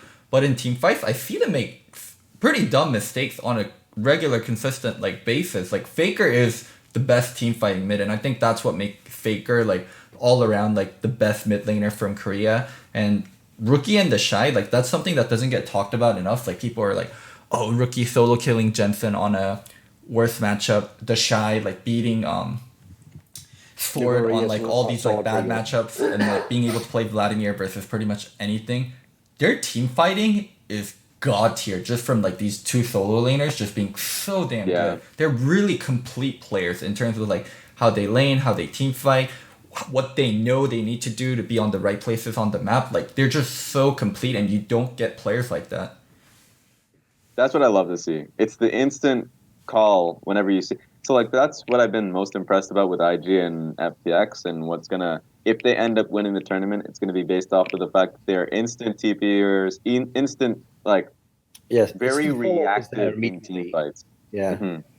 In team fights, if they find a pick, people will be on it immediately. That's why I'm always pretty happy with Ning and Tien's Gragas pick. Not because they're exceptional Gragas player, that I really do love Tien's Gragas, is that whenever they find that one pick, the entire team is on it in an instant. And so it's those moments in fights that really make you adore a lot of those teams team fighting, that is only really grilled in through how often they do it throughout the regular season. So that's what's going to be exciting, is just being able to see how these teams go about it. Whoever goes into the finals, that's what you're going to have to deal with. And SKT and G2 are cleaner teams outside of that. But yeah, we'll see who gets drawn into it. That's one thing I've found quite interesting about Worlds is like first of all, even just from summer to Worlds, the meta is quite different, actually, quite radically, even in terms of picks, in terms of even the lane. Sometimes you play through, it's changed a little bit. But we definitely aren't in the world we were when we were coming in MSI, where actually IG was at their peak, where it was like, yeah, accelerate the fuck out the game. Like, just have a million skirmishes in the first 10 minutes, and then if we win those, we win the game. Great. So to some degree, I actually think the old Ning wouldn't have been as appropriate at this moment anyway. Like, that was his time was MSI, basically. They should have won that tournament if they wanted to make use of him. So I wanted to ask this, actually. Loco, start with you. Mm-hmm. What do you actually think, but now that we've seen quite a bit of it, what do you think of the meta we've gotten at Worlds, where we've seen people pick for scaling very often? We've seen lots of, like, Garen Yumi bot lanes. We've seen, like, as you say, even when it's ADCs, it's the exact same two ADCs, just reversed constantly. We see Kayle all the time. What do you think of this current meta? Like, do you like it? Do you find it enjoyable to watch? I think the meta is really good. And one thing that Raz said regarding, like, Gragas, I also want to point out champions like Lee Sin and Rakan and Leaf. A lot more players are able to show jungle and support, like these kind of supportive roles, are able to show how good they are with their fingers, more so than just their brains. Because it used to be just like stuff like Sejuani, Enchanter support. I can't imagine for these like players that have like insane mechanics, like being shoved into these boxes and not really show their skill. Like, you're playing Sejuani, you're playing tank Gragas, like what are you really showing? But when you're playing full AP Gragas, when you're playing stuff like Rakan, we didn't get to see that much Pyke, but when you're playing stuff like Pyke, you really truly get to show like how special you are as a player. So I think that's been really amazing. And as for like the scaling stuff, I don't think scaling is that real. When teams like G2 and FPX show you how you can snowball, then scaling doesn't seem very real. There is one combination where I do think scaling is extremely dangerous. It's the Kaisa Kayle thing. But I think people just need to make this adaptation.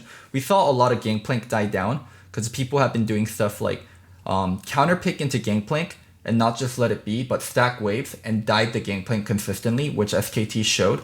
And I'm pretty sure people are doing that in scrims also. That's why we are not seeing that much Gangplank like we used to in group stage. And like, there's just like combinations that you can do with stacking waves, like the Renekton Elise, Renekton Talia. Those are like the most infamous ones. If people learn how to do that on Kayle and like that switch clicks, oh, we don't just lead the Jace versus the Kayle, we let the Jace stack waves and we dive the Kayle. I think we might see like an wipeout of a Kayle. Like, if people do that a few times on stage, people will stop picking Kayle. It's already being seen as a trap pick to a certain degree, because you're right. Like, a lot of these picks now, specifically the Jace, is being really levied pretty heavily against the Kayle, and we already saw the biggest casualty being DAMWON because of it, right? They still really wanted to have the Kayle no matter if it's mid or top. Another one, too, is also just how Kaisa is being kind of pummeled in the lane, because not only were we expecting the Xayah lane to be picked up against it, but then the mages have been kind of fine. You still have to respect the mage lanes because G2 is still in the tournament. And so there's actually quite a few picks. I'm still kind of cold on the Lucian pick into it, obviously. But Draven was kind of shown by Teddy that he could pick it up, and I'm not too sure if they're willing to do it in a more competitive best of 5. But like, that's the issue, is that I agree. Kayle and Kaisa is insane, but that's still a payoff that you have to have after getting out of the laning phase. And we're getting much cleaner games finally, so now we can finally test the benefits of just being able to have a snowball heavy early game, which I believe is still a heavy factor. You can't scale in this meta, is my opinion. Olaf is coming back, Jace is coming back, Quinn is coming back. Like, all these picks are actually starting to nail these laning phases, and as long as you can slow roll your advantages, as we're starting to see, then people are going to move away from the Kayle. Also, people learn from each other, and I'm really shocked that SKT hasn't learned. Stop 1-3-1ing on the first Baron. Like, I love the Fnatic G2 transition. The credit should be majorly on G2. I think Fnatic just copies them. 1-3-1 into 3-2 or 4-1. Force people to spread out in 3 lanes, find the weak point, dive the weak point. I love seeing it. Especially FPX does like a variation of it with Ryze, where they do it even without Baron. 1-3-1 spread into 3-2, use Ryze ult to dive the lane that's defending the 2. Like, just teams have been so creative about accelerating the game once they get a lead, and it's been really cool to see. I agree. I think one thing that has to be discovered, but probably after the tournament, sadly, because I feel like it's only going to come from interviews with players when they're not in the tournament and they can speak freely, is there must have been something going on in scrims with these Kayle picks. Because too many teams have done it where it looks as though either they were smashing everyone in scrims or they got smashed by someone in scrims and thought, this is the OP thing, you've got to get it. Because the priority on it is what I don't understand. Like, teams were making whole comps around this Kayle pick, and then it was doing nothing in games. Like, this is one of those ones where I don't blame players. Like, I would assume they know what's best for them. I would just guess this is something that maybe in scrims it was easier to execute, or maybe people let you scale in scrims. I don't know what it was, but I have personally thought it was pretty whack. In fact, to me, the fact that TheShy looked so good on Kayle, contrasted to everyone else, just shows that the pick itself wasn't that strong. TheShy's just that good, you know? Yeah, so I think that Kayle is such a fucking tough champion to fight. Like, so if you're in a team fight setting, or if you prolong the game enough to go into a later game where he's like, okay, she's starting to take over side lanes, she is the most obnoxious champion because she is a ticking time clock. And the change that she had only made her power like spike a much earlier. And so I think I can understand why she came in with like such high regard coming into the tournament, but only naturally will teams start to figure out, or at least play in a far more respectful manner. She will still take games off of teams in a best of 5. That's just going to happen. When you make enough mistakes where she gets to a level where you're like, all right, well, we can't team fight, we can't split, we'll try and pick them off, and it's like, oh, it's a Kayle ultimate. She actually just hard denies you in all senses of the game if she gets ahead.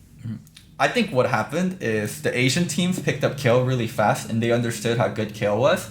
And then they play versus the Western teams, and the Western teams got smashed. So in the earlier part of group stages, you saw all the Western teams ban Kayle, and then the Eastern teams never got to really like keep playing Kayle because it got banned. So they're like, oh, it's an OP pick. And then when it started to slowly get opened up again, like people like kind of failed against it. Some people did well, and now people are learning more and more about the pick, and people are doing better. Even just when RNG opened up with the Kayle Blitzcrank, I thought that was fucking funny. Like, it was a really good idea conceptually because you turned a pick that will scale really well basically into a level 6 pick. And so I think that kind of idea, that identity, and obviously it covered for Blitzcrank one weakness of dash in, hook, shit, I missed. Oh, now I'm slowed and I am ripe for the picking. I think Kayle is a very smart pick that obviously has that one core weakness of her laning phase, and that is the most important thing right now in this current meta. So it's a good design trade-off, in my opinion, if you're a very high-quality team. And I only think, Jesus, who do I think is the... Right now, of the 4 teams available, I think SKT and G2 are really the only teams that can consistently deal with it or snub it out because they're pretty damn good in the early portions of the game and taking lane advantage and just smothering it. FPX, I think they're a great early game team, but I think they tend to go into team fights a little bit far more frequently and have games decided by that. So that's where I would say it. Yeah. Let's talk about FPX so we get all the Chinese teams that way, and then we'll do the other 2 teams that are in the other semi. So for FPX, that group stage must have rocked you initially, dude. Like, I thought they were going to 6-0 that. Oh, absolutely. I thought, like, come on, man. Like, maybe they'd drop one game. But I hoped that was going to be where I'd get really confident they could be a potential champion. And that kind of, like, sapped my hope for them in the tournament a bit. Bro, I actually even going into the group, I remember coming out and saying, guys, it's a lose-lose situation for FPX. Even if they 6-0, people are going to criticize them because they're going to have sloppy games. That's a good point. Yeah, true. I said that, and I was like, dude, they're going to get hard slammed by the community no matter what. And then they deserved it. I was like, wait a second. Oh, of course. When they lost to J-Team, I was like, release the hounds. Oh, no. When that happened, I was like, it's over. And then when I was on the desk and they were about to lose first seed to Splice, I was like, there's no coming back from this. Yeah, that moment after that game where Vizzy Chachi had like 7 kills on Cho'Gath, it's like, this is over. Get me out. Get me out. I mean, it was actually so wild to see that because what we saw was basically either them having super clean victories with the playstyle that they've had in their domestic split, but they were doing it versus like the Marines and stuff. So you're like, and J Team was like, does it really matter though? Can they do this against other teams? So obviously that was thrown those games were thrown into the bin by people who were deniers, and then you had other games where they just played awfully as team fighters. So then people just didn't know what their strengths were. Their strengths were being seen as their weakness in the group stage. So when they went to the quarterfinals, I didn't fucking know what to expect. I still was going to come down, and as you saw from my prediction, I was like, FPX is going to take this. I think I said 3-1 because both teams had stark similarities, and you'll never get a 3-2 when both teams are like literally identical. It's just one is the better one. Because at some point you got to get the int out. And for me, FPX must have learned a lot from Group B. And all you really need to be able to do is come in as a confident team, just showcase what you've been doing for the full year. It's not even just Summer Split. I know Summer Split they became champions, but the first split they were also first in the regular season. So as long as they came into the best of 5, playing as they played last then, yeah, they're going to be able to win. And thankfully that came true, but very easily they could have just continued to be randomly nervous on stage. And the core culprits on that one would have been LWX. I would say Game Goon to a certain degree, but certainly Doinb, because they're just not being able to get their 2v2 across. And Tien was just playing good no matter what. So he was just completely out of blame. So it was nice to see the team actually be able to get it done in the quarterfinals. I feel like FPX is a team we can have a really interesting discussion about because they are actually, by the way, I think a great example of a team that we could tie to that earlier discussion about, do you need a great mid laner to win a tournament? Because I know, like, you know, Loco, that Monty, once FPX won the series, was even tweeted, like, why did he listen to me and you and pick Fnatic, you know? But here's what's funny. I actually know the reason he picked Fnatic and not FPX. First of all, Fnatic had looked good on that second week, obviously. They looked strong. But actually, the reason I think he picked against FPX is one of the reasons Monty has often disliked a lot of Chinese teams is if he thinks they play in a style that's like just not the most effective, basically. So I think when he looks at Doinb, dude, he's not a fan, I can tell. Like to him, he looks at Doinb and he's like, listen, okay, it's a lot of like, people aren't fans. No, but I mean, like, he looks and he's like, oh, yeah, he can respect that, you know, he's a shot caller and that he does these things. But the problem is, I think he looks at that and thinks that, like, it's gimmicky, that style of play, and like, you know, that people like it can only beat certain teams. I think, and Monty would probably even imagine, and also just as an actual mid, like I think because he's so good as a captain, I do think people overrate Doinb as like an individual player. Like if you just took, if you put him in a solo queue environment, put it that way, I think there's a lot of players that are way better than him. I agree on his team, he's super key, but it's more like the captain aspect, the shot calling aspect, the way he'll tailor his build path to even do what he wants to do in the game. The problem with all of that is, like, to me, I think Monty sees that as a team that could... Actually, the level they're at now is where it's... Like, they could be a top 4 team, they could be a good team, but they can't be a champion. Can FPX be a champion of this tournament, Raz? What do you think of all these potential narratives? I think they're in a pretty good spot. I think people focus so much on the mid laner that they just have a complete team. Game Goon, Tien right now is the best jungler. Hasn't Game Goon been a bit underwhelming for you so far? Yeah, a little underwhelming. I thought he was going to do a lot better thus far in the tournament. Yeah, I agree. But I think the expectation for Game Goon is that he'd be like top 3 or something in the tournament for top laners, and he's coming in, I would say, above average, which is still fine for me. I think that's basically what they require. So Game Goon's performing all right. But more importantly, Tien's been stellar. He's a stud, yeah. Crisp has been incredible. So they've only really needed those 2 players. As an LWX been a bit shit. He has been a bit under. Like you said before, I mean, listen, I obviously know your stuff, mate. So I myself also said on most of the shows, like based on what I'd seen, I thought LWX was a bit overrated. Like he's not Uzi put that way. Like he's definitely not some super stud. But even so, like I even thought he was a bit worse than I thought he even would be still. Yeah, group stage for sure. I think group stage he had large moments where he was playing poorly. I would say even worse than he was in regular season, and I didn't really hold that to a high degree. But also remember, regular season when I rated those 80 carries, there were probably like 8 80 carries in the LPL that could do really well in an international. Yes. So even if he's in number 6 or something, exactly. So even if he's number 6, he would still be able to come in pretty damn strong. I think he's been playing well. I do want to go further on the Doinb point. So there was like a post that Nemesis made, or where he said he doesn't think Doinb is that great of a mid laner. I completely understand where Nemesis is coming from, and Kelsey also talked a little bit on it.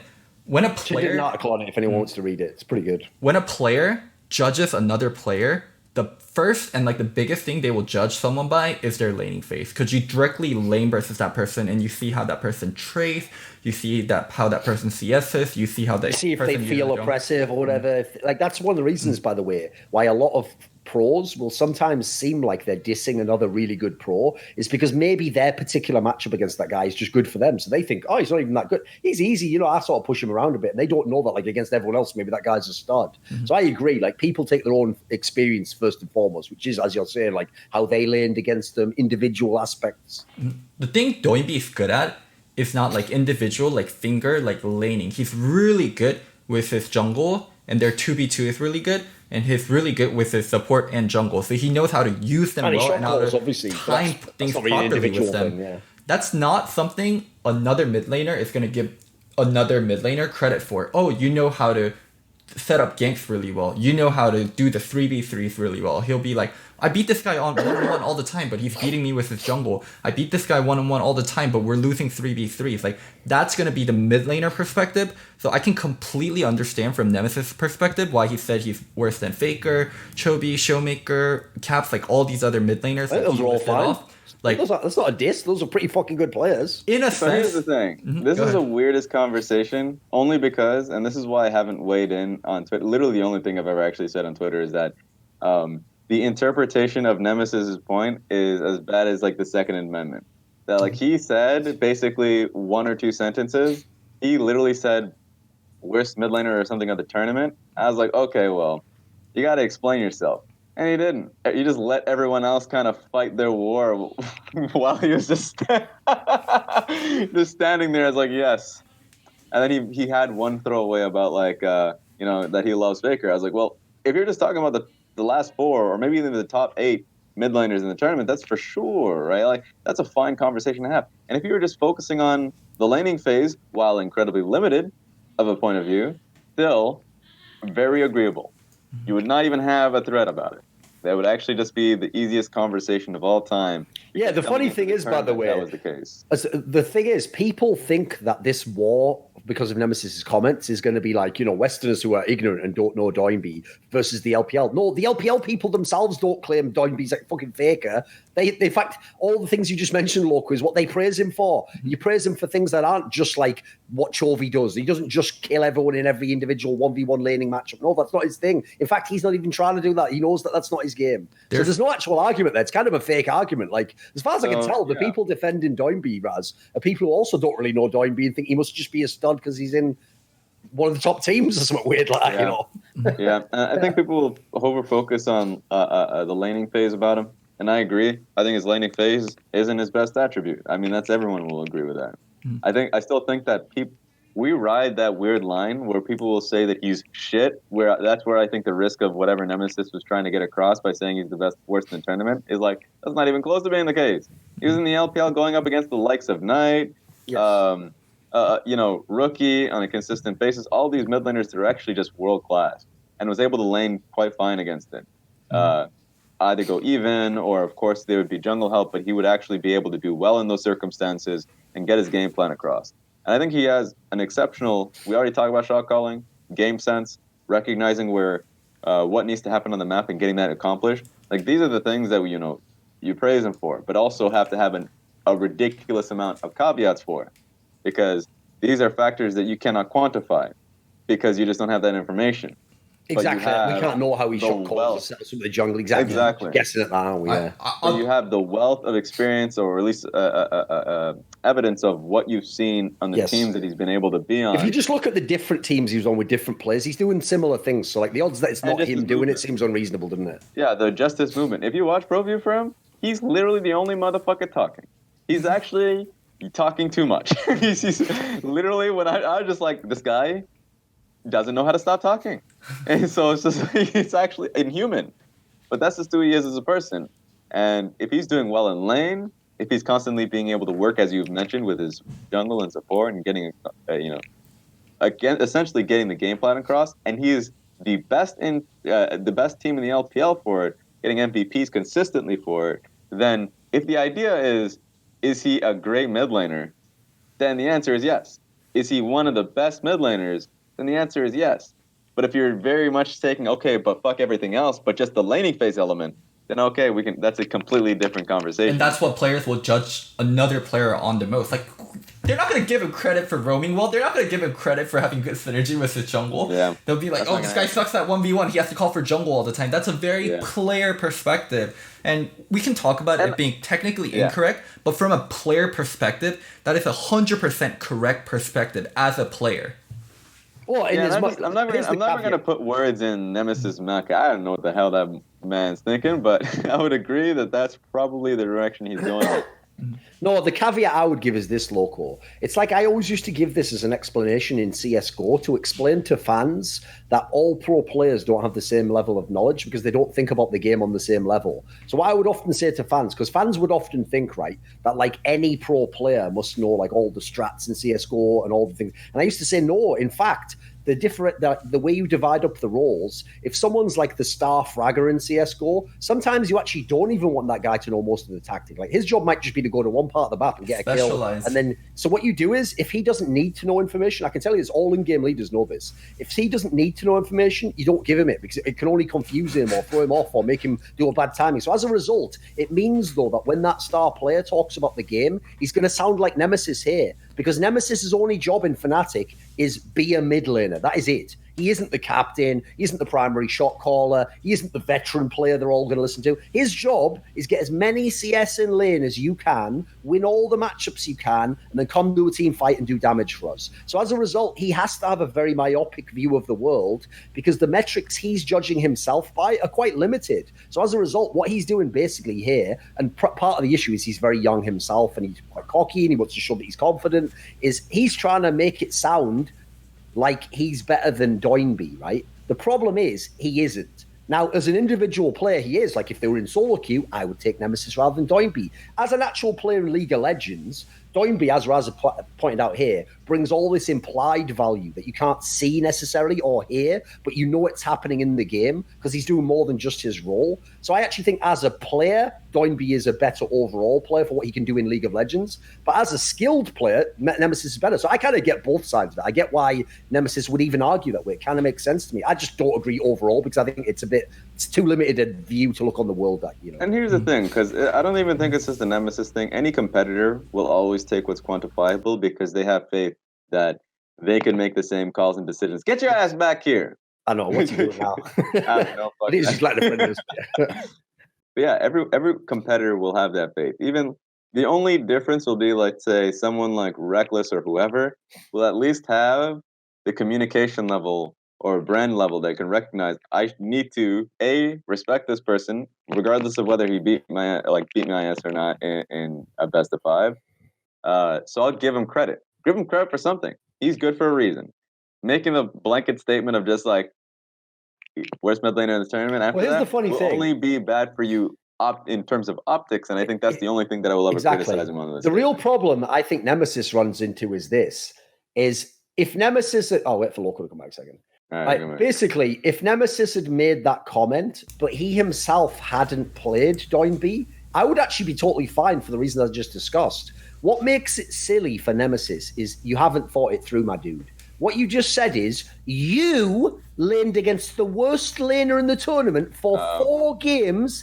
And what did you do, my boy? Did you take over the game? Did you dumpster him? Did you win the MVP? Did you win this? You didn't do shit. You did pretty well as a myopic individual mid laner. But guess what, Nemesis? Your lesson in life is for you to go and study that series, my friend. Because what you need to ask yourself is this: by my myopic's limited set of values, I was way better than this guy. And I play the most important role in the game. Why did my team lose the game? The point is, you weren't so absurdly good even at the laning that, like, you know, he couldn't play the game. He was out of the game completely. Because you know what? If you absolutely smash someone in lane, they're going to have a fucking hard time as a mid laner, boy. Like, you actually made yourself sound silly by making that statement. Especially, because here's the thing, I don't think he really believes he's the worst. That's just hyperbole. Like, he doesn't think he's worse than, like, fucking Gams mid lane or whatever. Come on, let's be real. Like, he doesn't think that bad. So he was already, like, over-egging the pudding there. But like I say, Nemesis doesn't realize that actually sort of, like, backlashes and that sort of backfires and goes in his own face. Because he himself lost to Doinb. And I'm not saying, by the way, like, as a team, obviously you can lose to a team. But, like, if the other person's star player is the guy I'm supposed to have smashed every time, I'm not going to then lose the series 3-1. And I'll add in one last caveat. I think the one area I might have been too strict by saying, like, you have to have the best mid to win is in the world where it's a meta where you have a 2v2 meta, you can offset it by having a sick jungler as well. And obviously, one of the interesting things is Faker won many times. I used to think his junglers weren't that good, personally. I thought they were just good for Faker, but not necessarily good junglers. I would say this. If you were going to have a player like Doinb, give him a fucking jungler like TN, a fucking stud who can gank anywhere all over the map, can make action happen. Like, that's actually a pretty good way to offset some of Doinb's weaknesses, which is why I would suggest to Nemesis, guess what, Nemesis? When the jungler works with the mid laner, they can beat the other 2v2. Are you listening, son? You and your Broxer boy are supposed to be the best. I'm being told you're the best in the West. So you had the best 2v2 and you couldn't beat Doinb, the worst mid. You fucking suck. Anyway, that's the abuse part of the show over now. Wait. No, what do you have on this? What do you have any thoughts on this without possibly less aggressively? You know, more analysis.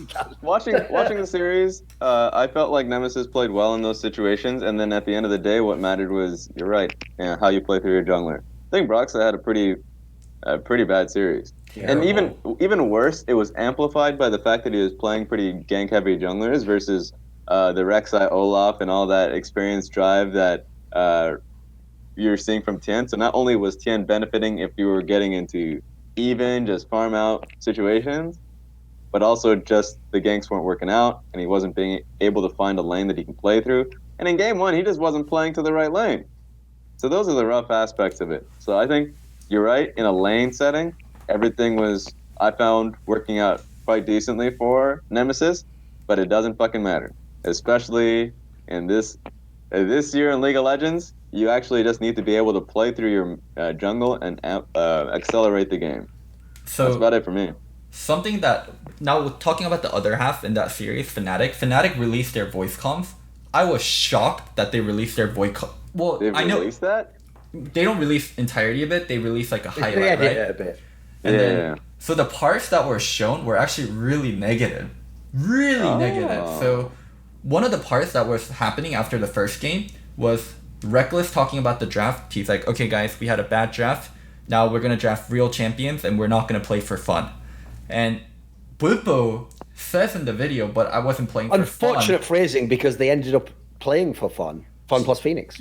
Game over. GG. Anyway, no, come on then. What else did he say? Bwipo says, but I wasn't playing for fun. And I agree 100% with Bwipo. So probably the comment Rekkles made, we're playing for fun champions, and we need to get a real draft, maybe was targeted either towards Rengar or Garen. But that game, you guys should have been playing for the Rengar. Rengar's getting ahead on the Camille. First-blooded Camille, you have a TF. You can just gank top over and over again and blow the game up from that end. But you guys ended up playing for Garen Yuumi. For him to claim that they're playing for fun champions. Wait there a second. Let me just check something a second. It's nuts. Rekkles. You mean Rekkles, the Swedish guy on Fnatic? Rekkles. Yes, that Rekkles. So Rekkles had the balls to talk about A, someone else's champion pool, and B, picking stuff that isn't the absolute best for your role just because you think it's something you can pick as a pocket pick. You play Karma, motherfucker. You are an AD carry Karma specialist. Who are you? But why is everyone such a hypocrite in League of Legends? Like, what I don't get about that is, this is something we can talk about, but Rekkles is someone who, if you asked fans, they would assume he's a great teammate. Like, he always has a very good work ethic. Typically, he hasn't flamed teammates too much. Like, it's quite rare that he even flames former teammates. Generally, he might say the odd comment, but I found him pretty good. Like, that, I'm actually quite surprised that he would kind of be, like, basically a negative element within the comms in that sense. This is during a series. Like, it's not like the series is over and we lost already. Like, this is during the series. You want someone to build your morale up and make you believe. Like, if you're talking to Bwipo there, I'd just say something like, oh, you tried that pick, like, it didn't work. Like, just pick something strong and you'll win him. You'll get him next time, mate, or something like that. That's what I would have thought would be the comms coming out. So the other thing is, Ender made the comment in chat just now. He said, imagine Perk saying something like that. It contrasts so hard with how G2 does their comms, because they also releases their comms video, and how Perks is as a leader. Like, well, here's the thing. Here's the funny thing, Loco. G2 could have said exactly the same words, but the tone would be fun. It would be like, hey, all right, Wonder, you picked Garen top. Now we're going to pick something real, mate. It's not, we're not playing for fun. But they would all take it lighthearted. What I think you're actually finding here is not only was Rekkles' comment like quite serious, like he wasn't just joking, but I actually think the atmosphere within Fnatic probably isn't that good. It sounds like it doesn't sound like they're all best buds or whatever, and they all get along super well. Oh, Sounds like a bit contentious. Let me correct myself. It was Croissant that actually said it. His name was in green, and Ender's name's usually in green, so I got Fair confused. enough. And the other thing, how it is. and the other thing in that video is like, they were down 0-2. They're like, guys, we have to start taking them seriously. Like, FunPlus Phoenix is actually pretty good, and Rekkles is like, you have to be good to win LPL. And it drove me nuts. I'm like, so you were taking them as a joke until you were down 0-2? Like, what is this? Like, why do you guys have to make comments like that, like, during the series? Like, so you guys legit just were taking them as a joke? Like Maybe, I don't think, I'm going to give, because obviously I haven't watched the video, but I'm going to give him a little bit You of should watch it afterwards.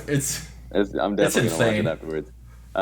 But, you know, it's one of those things you would say to, like, get your team back in focus, but certainly not in a way you would want to say it. So, like, I can see that. But yeah, that's absolutely tilting. And just, like, the difference in environment in Fnatic and G2 is very, very obvious. Because G2, you control because you've gotten to a point of a ridiculous amount of success. Like, an insane amount of success with the style that you've had. You have so much faith in your players that they can accomplish this in a laning phase setting, that if they try for something new, like a new champion, there's reason for that, and there's usually some success. If they're trolling, they're probably not going to play the pick. But for Fnatic, you don't get that level of success in laning phase.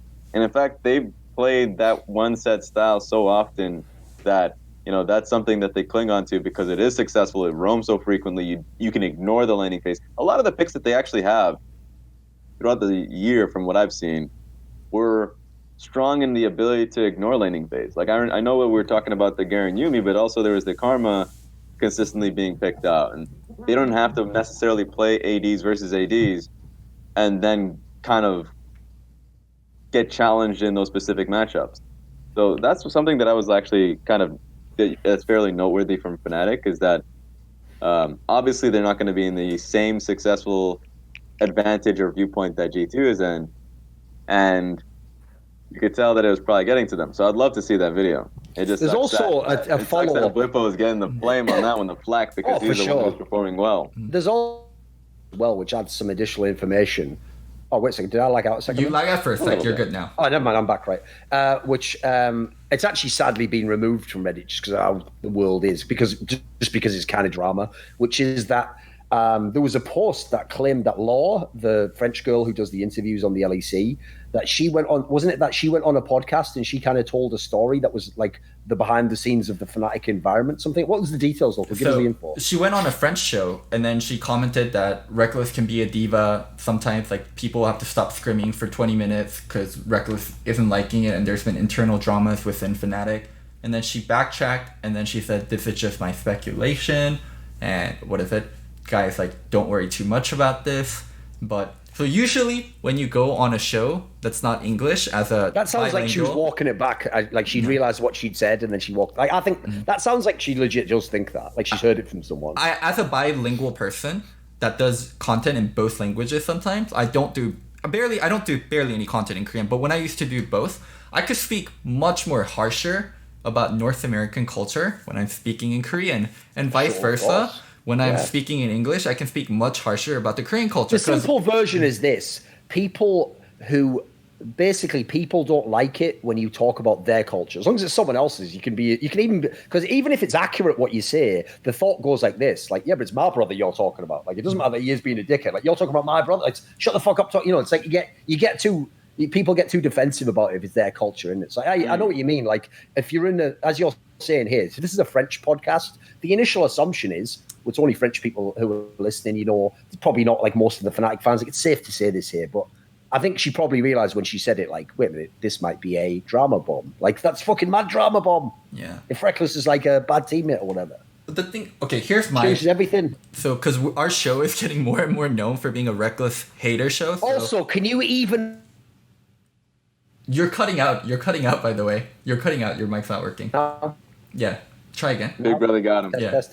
Yeah. Test. All right, you're back. You're Am I back. back? Right. Can you even imagine how satisfying this is to me? On the one hand, it's very disappointing. Like, I actually thought Rekkles was like a model professional. I thought he was a guy. I thought the one thing you couldn't criticize was him outside of the server, aside from like mentality issues and stuff. I thought as a pro, you're supposed to be very, very good from all the things I'd heard.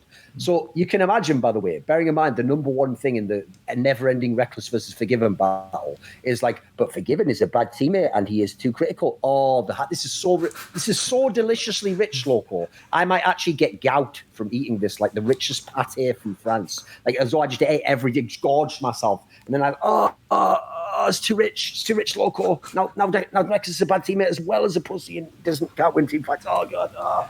It's too much. It's too much for me. It's too much. Here's I can't handle it. my criticism for it. So I will try to be as fair to Rekkles as possible. Why are you going to do that, though? Just be yourself. When you're as like Fnatic fans and as Rekkles fans, what's your image of Rekkles as a person outside of the game? You're gonna think of him as a veteran. You're gonna think of him as a leader. You're gonna think of him as someone that the team can rely on when they're going through hardship. Someone with a lot of experience. Someone that can lead a young rookie like Nemesis. Someone that's gonna be vocal in game. Someone that's gonna be a great teammate. Someone that's gonna pick up people. And it's just there's been so much great leaders on other teams, and it's making a bad contrast. Rekkles. I'd even say, you could even say, to be fair, one of the reasons why I'm actually quite disappointed by this, and I don't say that, by the way, is like, I'm not some like fucking school teacher, like naughty boy, you should have done that. I just mean like in terms of like what it's going to do to his rep if this is true. Like, the other reason it's really disappointing is I absolutely, by the way, do think people like some of the names I've always been a fan of, like Dardoc and Forgiven, they are terrible teammates. Like, some of the things they've done at times in their career, I can tell you, were totally unacceptable. And the way they talk to people, totally unacceptable. And I don't care how good you are at the game, you shouldn't be allowed to do that. Like, they did have to learn hard lessons. Some of them didn't learn, but some of them had to learn the hard lessons that way. But what I'll say is this. Most of those guys came from bad teams, and they came through a really hard path in their career, and they didn't have great teammates, and they had to battle through, sometimes coming from a weird country like Forgiven did, and make you way. So the reason I'm disappointed in Rekkles is who was going to teach Forgiven how to be a great teammate and a captain and a good player? He was playing with bad teams. Rekkles had Expeke, and he had fucking Yellow Star. He had some amazing leaders on his teams. He had some really great captains and like people who we think of as like the great professionals in league. So being as to me, ever since about like season 7, season 6 onwards, for me, this was Rekkles' team. I always thought it was like it should have been his team. Is. I would have hoped personally that some of that would have rubbed off on him, and he'd kind of become the elder statesman in that sense, as well as being one of the best players on the team. But unfortunately, even though he's still one of the better players on the team, he's still a good player himself, it feels like he either has ignored like the captain's role aspect, or it just doesn't fit his personality or something. I don't know, but it feels like he still thinks he's just a player in Fnatic. But he's getting all the... I always thought this was his team now, so I'm kind of surprised that he wasn't... He's getting all the glory of being a captain. He's getting all the glory of being the face of Fnatic, of being the supposed leader without carrying the responsibilities of it. That's where my criticism is. Go ahead. It depends, because I would expect, because those attributes, or at least what's being said, that's, basically saying that he's a diva because he's, having 20-minute or something discussions or meetings. I think that's a larger commentary on the team and their struggles. Because I didn't watch the video that you were referencing to in their comms, but I saw the last one of their crazy week 2 performance, their group stage stuff, and they didn't hold back on the difficulties that they had as a team coming into that point. How they took scrims, all those issues that came in through. Whenever you have such nonsensical issues that are just like very fundamental, then you do need somebody to be able to have those conversations, bring everyone back in. So like that's where, to me, because of how little we do know about it, it could literally be the difference of toxic versus no, fuck you guys, we're actually refocusing. So that's why I would look at that and say, I wouldn't go far to change the identity of Rekkles because of these talks. I would probably ask a few more questions. That's the only reason why I'm a little safe on this one, because with other ones you get so much testimony on said players. You're like, all right, yeah. It's true. We haven't heard, it's only one person so far who've heard this from. That's true. Yeah. So in I this would one, say I'm this like, as well. maybe it could. This one's apparently one of the hardest splits for Fnatic, even though they were the second seeded team. for whatever reason. Because of course, last year they were a world's finalist. So they're probably totally. putting in a The lot of expectation level was probably huge. Yeah. No, the thing I'll also say as well, just for this whole conversation, especially for the part about what was said on the video you were referencing, Loco, one thing that you have to also remember, it doesn't do much. Like you can't really yourself know this, but it's worth considering for 1 second. Is it's also not information when they do the private comms that they actually don't, when they're saying it, think that anyone else is going to hear it except their team. So to be fair, the problem with that is you are talking to people like they all have a relationship with you that last at least a year now. Like, you've been together quite well, like say like 9 months or something. So the problem is we don't really all the individual. You're cutting out a bit. Can you go again for like the last 5 seconds? Yeah. Right. Basically, the problem is we don't know the individual relationships in these teams. So, for example, this is a pure speculation. Like maybe there's a world in which Whippo and Rekkles, their relationship is like contentious, but in a good way. Like they drive each other and they challenge each other to be better. And like they're not best friends, therefore they can call each other out in a way that other teammates might not. Maybe that's the case. That could actually be true. Or maybe Whippo's the sort of person where like coaches will tell you this. Not every player is dealt with hand and to be taught. Some players need what you say, like push their buttons. Sometimes you got to tell a guy, like, is that the best you're going to do? Like, what, you're going to let this guy show you up? Some people need that. So I will say it's hard to know like exactly what he meant by these comments because we're not in the team, unfortunately. So I'll just say that like you always have to share a little bit of benefit of the doubt has to be added to the mix, I think, to make it not too unreasonable. One thing, that's the next testimony that'll get him. Exactly, yeah. 3 strikes, Stone, you're out. Yeah. Rekkles. It's on 2 now, mate. What is it? One thing that is a little bit super surprising to me is I don't see a world where Fnatic kicks Rekkles just to. Right, wait a minute. Just as a quick aside, don't ever use the sentence. One thing that is a little bit super surprising to me, like that sentence is literally nothing. Like, okay, was it super surprising or was it just a little thing? Like, which is it? Like, one thing that is surprising to me. There we go. Fnatic would never ever kick Rekkles. I just don't see it. It's not in the cards. Like next year. Do you think that's true? They would never kick him? Yeah, I don't think Fnatic will not kick Rekkles. He just carries so much brand value, and there's just so many reasons why they wouldn't kick Rekkles. Like Rekkles is Fnatic and Fnatic is Rekkles. And the video. Oh, I know what you mean, but I mean, put it this way, like here's the thing. When I think about it, you're sort of right because it's hard to see who they'd replace him with, for example. So I don't really know what. Like here's the problem: is if you had someone who was just as good as Rekkles but didn't have any of these problems, you might just replace him immediately. But I guess you're kind of right. Actually, I can't really think what EU ADC they're going to replace him with. Or like, you're probably right. Like he is probably just the face of this, but you have to deal with these problems, don't you? You have to work. So there's very little chance that they would kick Rekkles, and because there's so little chance that they wouldn't kick Rekkles and they're going to continue with them into next season, why would you release a video like this? Like, that's what was so shocking to me. Like, why would you release a video that could paint Rekkles in a negative light? Because he is your golden boy and you want to protect him much as possible. Like, do you really want to be that honest with fans and that open-minded with fans? So that is a bit weird. That makes me think either whoever edited the video didn't think it was a big deal, thought it was just a throwaway comment. Because, yeah, you're right. Like, put it this way. This was a world where there was a chance, like a 50-50 chance they were going to cut Rekkles. Actually, releasing the video is a clever way to then, if you were going to cut him, to be like, see, fans, he was a bit toxic anyway. It's fine that he's gone. We got this new guy. Like that would actually be a pretty good like conspiracy. The problem is, as you say, it's kind of weird that they'd release it themselves. Bang, as far as I can tell, they probably want Rekkles to play for many more years and be the most popular player. Yeah, I think my biggest criticism is the Fnatic content team. This specific, like even the video that I did watch, the one where, they were talking about all the down moments that they've had to get to week 2. And they were really frank. I mean, they were showcasing a team conversation about all of the issues, kind of airing out laundry. And I was just like, okay, it's a bit much. Thankfully, there's a good portion of the end. But like, there's a certain level of frankness that if you want to protect the brand of your players as you go into the next season, you want to still be able to rile that up. But they just throw in all of the issues that they would have to kind of, I guess, benefit the piece rather than to benefit the brand.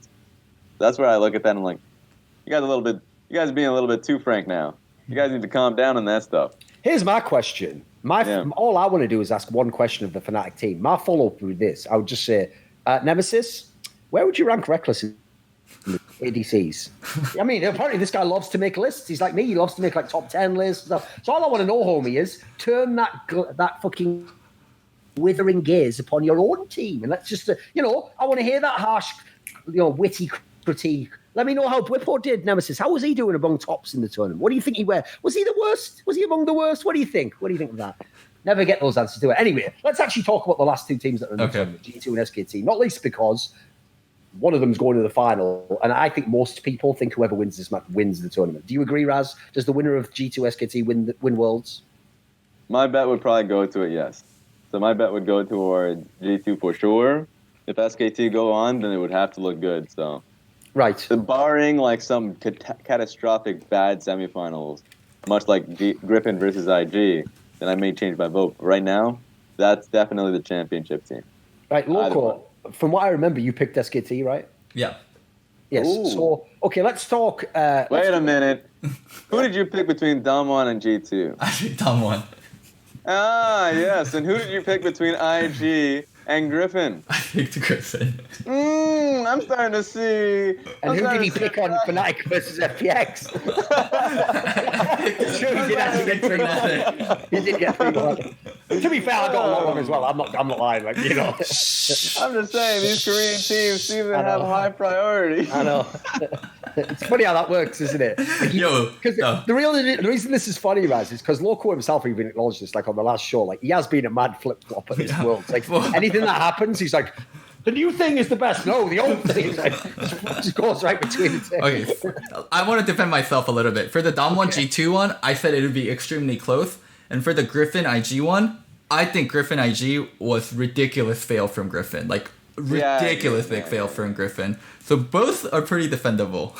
Yeah, the problem with that one is this, right? Listen, I can totally take it on the chin. I'll even say I got the prediction wrong for Griffin IG.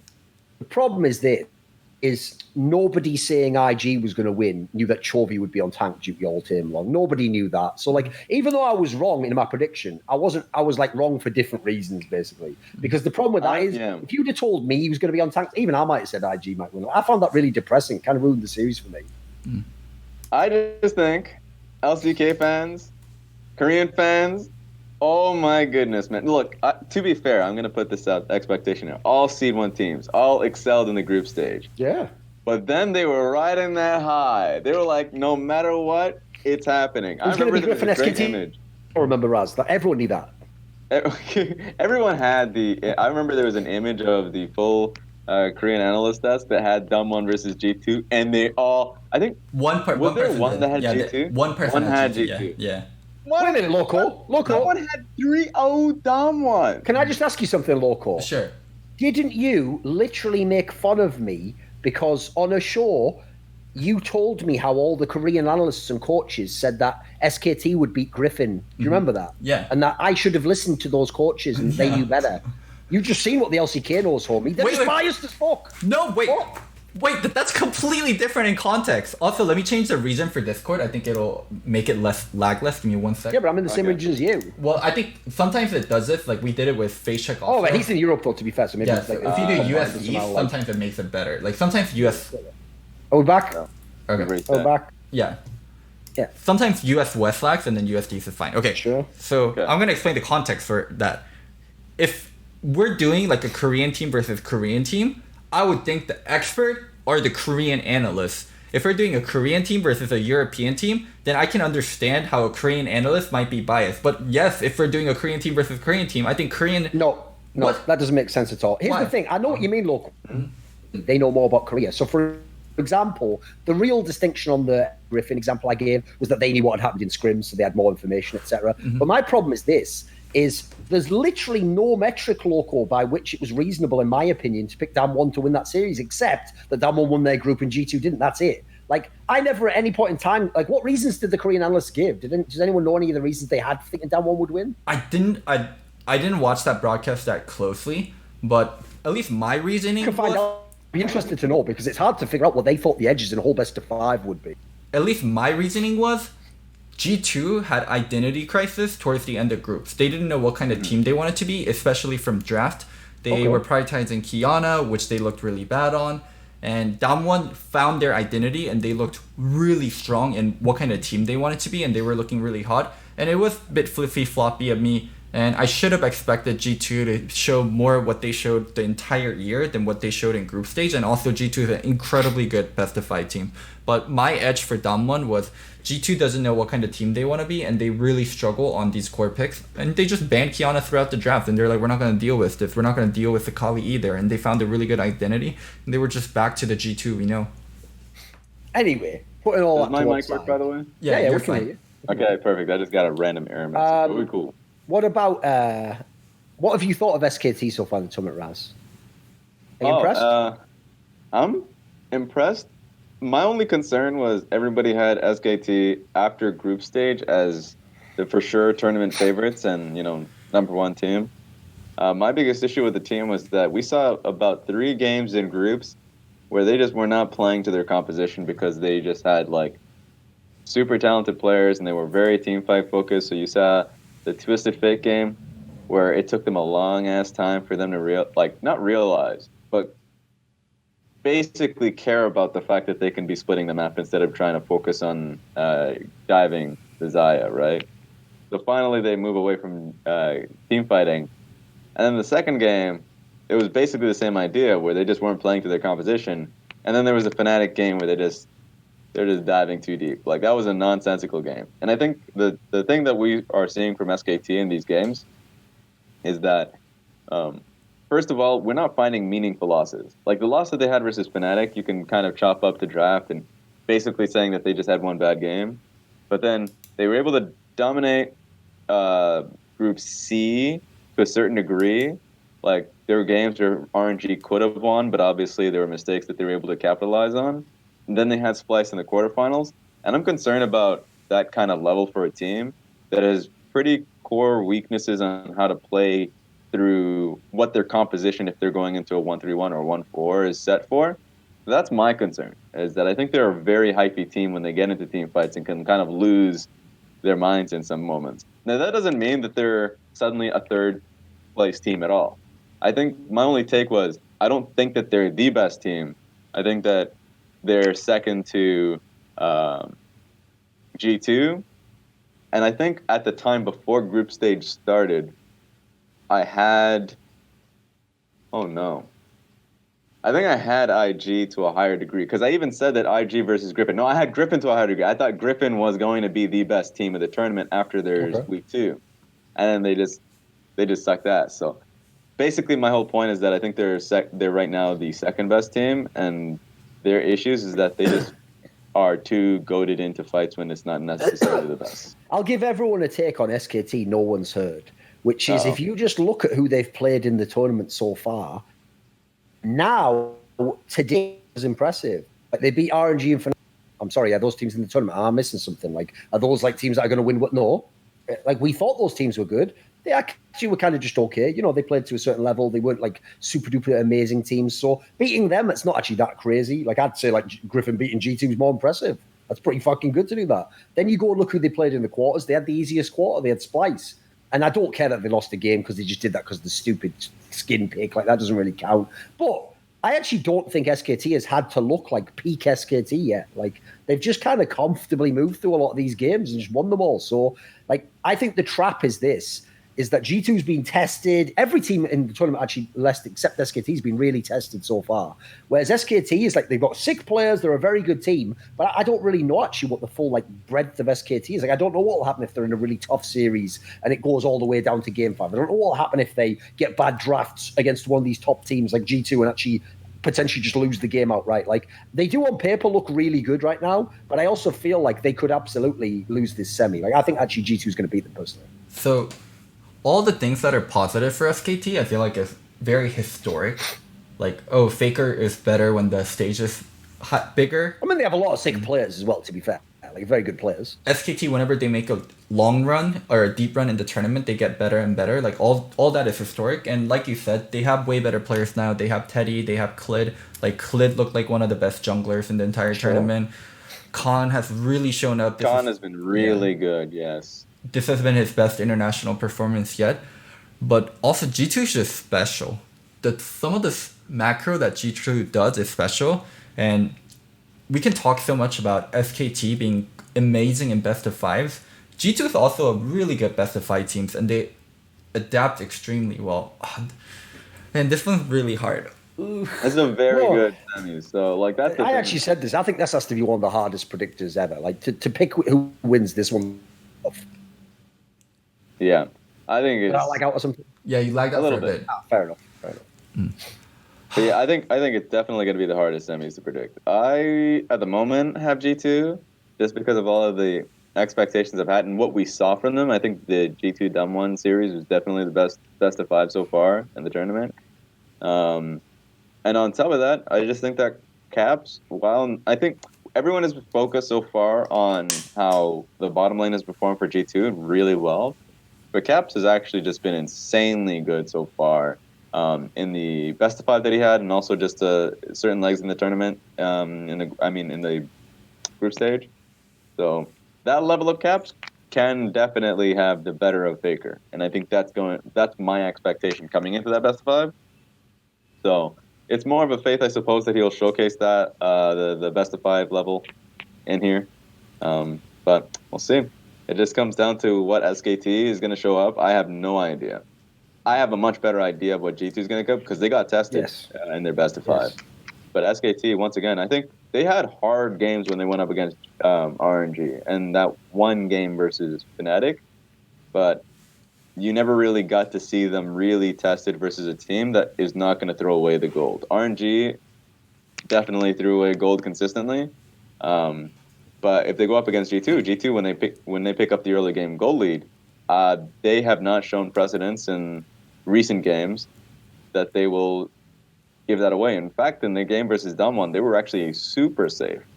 When there were certain moments where they had a huge lead and they could have basically took an 80-20 on Baron, they did not want to do that whatsoever. So that's why it's going to make it harder for SKT to get back into a game if they find themselves in a deficit. Yeah, my problem is like I actually think G2 stand out from any other Western team that ever existed. They're just too good. Like to actually find real weaknesses, pretty hard. Even nailed down. Like every player's good, basically. They're probably the most flexible team in every sense of that word, like ever to play League of Legends. Roles, picks, style, like tempo, everything. It's ridiculous. I mean, tempo in the classical sense of just the speed, obviously, not literally like how people use tempo in League. Like as a result, it's like I said on Summoning Insight. Even if the problem I have with predicting them as a team at all times actually is because of that level of like possibility.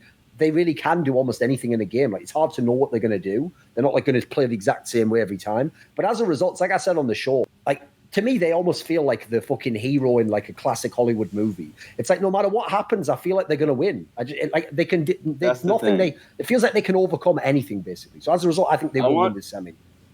I want people to know this. Like this for me is the most important thing because people are so result oriented that they will just. That's the picture they will paint. If G2 loses the semifinals, I don't give a fuck. They're still the best Western team that has existed in League of Legends. Absolutely. Oh my god. Fnatic last year made Worlds. This G2 didn't make Worlds. Who's the better team?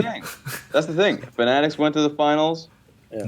G2 got bumped out by semis. That should not ever... If that conversation happens 2 years from now, exactly. I will fight that because G2 right now are certainly at that level. If they're going to be consistent, okay, fine. That's another discussion. But from what we've seen from them, they've been able to nail it versus hard opponents, and they look perfect. So hopefully that shows in their best of 5. Also, the other thing is, I really like the G2's approach to draft. Them banning Kiana, they're just not going to fuck with that champion. Like, I think that's a good thing for G2 to do. And also, Akali ban, I thought about it a lot. My initial read was, Caps isn't the best Akali. He's much better on other champions, so that's one reason for banning it. And I definitely do think that is a valid reason why they ban it. But another big reason is, G2's biggest strength is flex picks in draft. Like the way they flex champions is really good. Akali is really good as like an anti-flex. Akali can go into pretty much any lane, like mid or top, and her worst matchups aren't that bad. So I think enemy teams having Akali actually makes them very like G2 proof in a sense. And it's a very good pick to have against G2. So mixture of like G2 not really favoring Akali, also the combination of enemy teams with Akali being better versus G2 makes Akali a perfect ban. So I would say there's a interesting case for it because I remember when Caps went up against Rookie in MSI with the Akali matchup, he got thrashed. And that's a lot of the times because Caps was also oftentimes trying to get these champions into the mid game where he had items and could be useful and could be a terror. But the early game was always the most important. We've actually saw Jensen go up against Rookie in that exact same situation where he went up against an Orianna and the Orianna took over. These laning phase picks, Orianna, LeBlanc, actually could do so much damage to to an Akali if it is a very experienced, basically lane dominant player like a Rookie, like a Faker. I have faith that they can get a 10 CS advantage, 15, or at least just be able to have them shoved under a turret and then take a huge advantage on the other side of the map. And I think at this stage of the tournament, I don't want to see a team pick up an Akali mid just because of how devastating that kind of advantage mid could be, throttled. So I actually understand why he would go against the Akali. It's not. I think he's a great Akali player. It was more so just an idea of trying to keep the early lane alive if you're Caps, because he is such a good player. Empowers laning phase. Mm-hmm. Well, my question to anyone that says, "Oh, Caps is great on Akali. Why are you saying his Akali is bad?" I'm not saying it's bad. I'm probably saying it's his worst champion. Then name me his other bad champions in the meta, or his not so great champions in the meta. If you think I am wrong to say, because chat, every single time I say this, chat comments, people go crazy. What do you mean Caps is a bad Akali? He beat SKT on it. What is his worst champion in the meta? Whatever. I'll be a rhetorical question. We all understand what the point was. Okay, what about this then? You alluded to earlier, you don't know if you can pick IG, because like I said, the reasons why they win, it's so hard to predict before. You can't beforehand go, I just psychically know that TheShy will definitely win all four. You can't, it's hard to say that, but at the same time, it does happen a lot. So are you actually taking FPX to win that semi?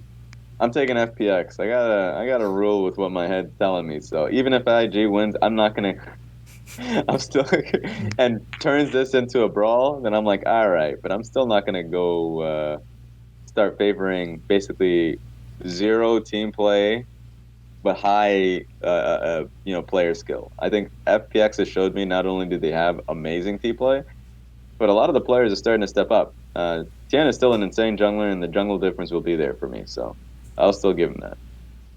Okay. Did you pick IG as well, Loco? No, I picked FPX. Okay. I just feel uncomfortable. I feel uncomfortable picking IG just due to Baolan and Ning.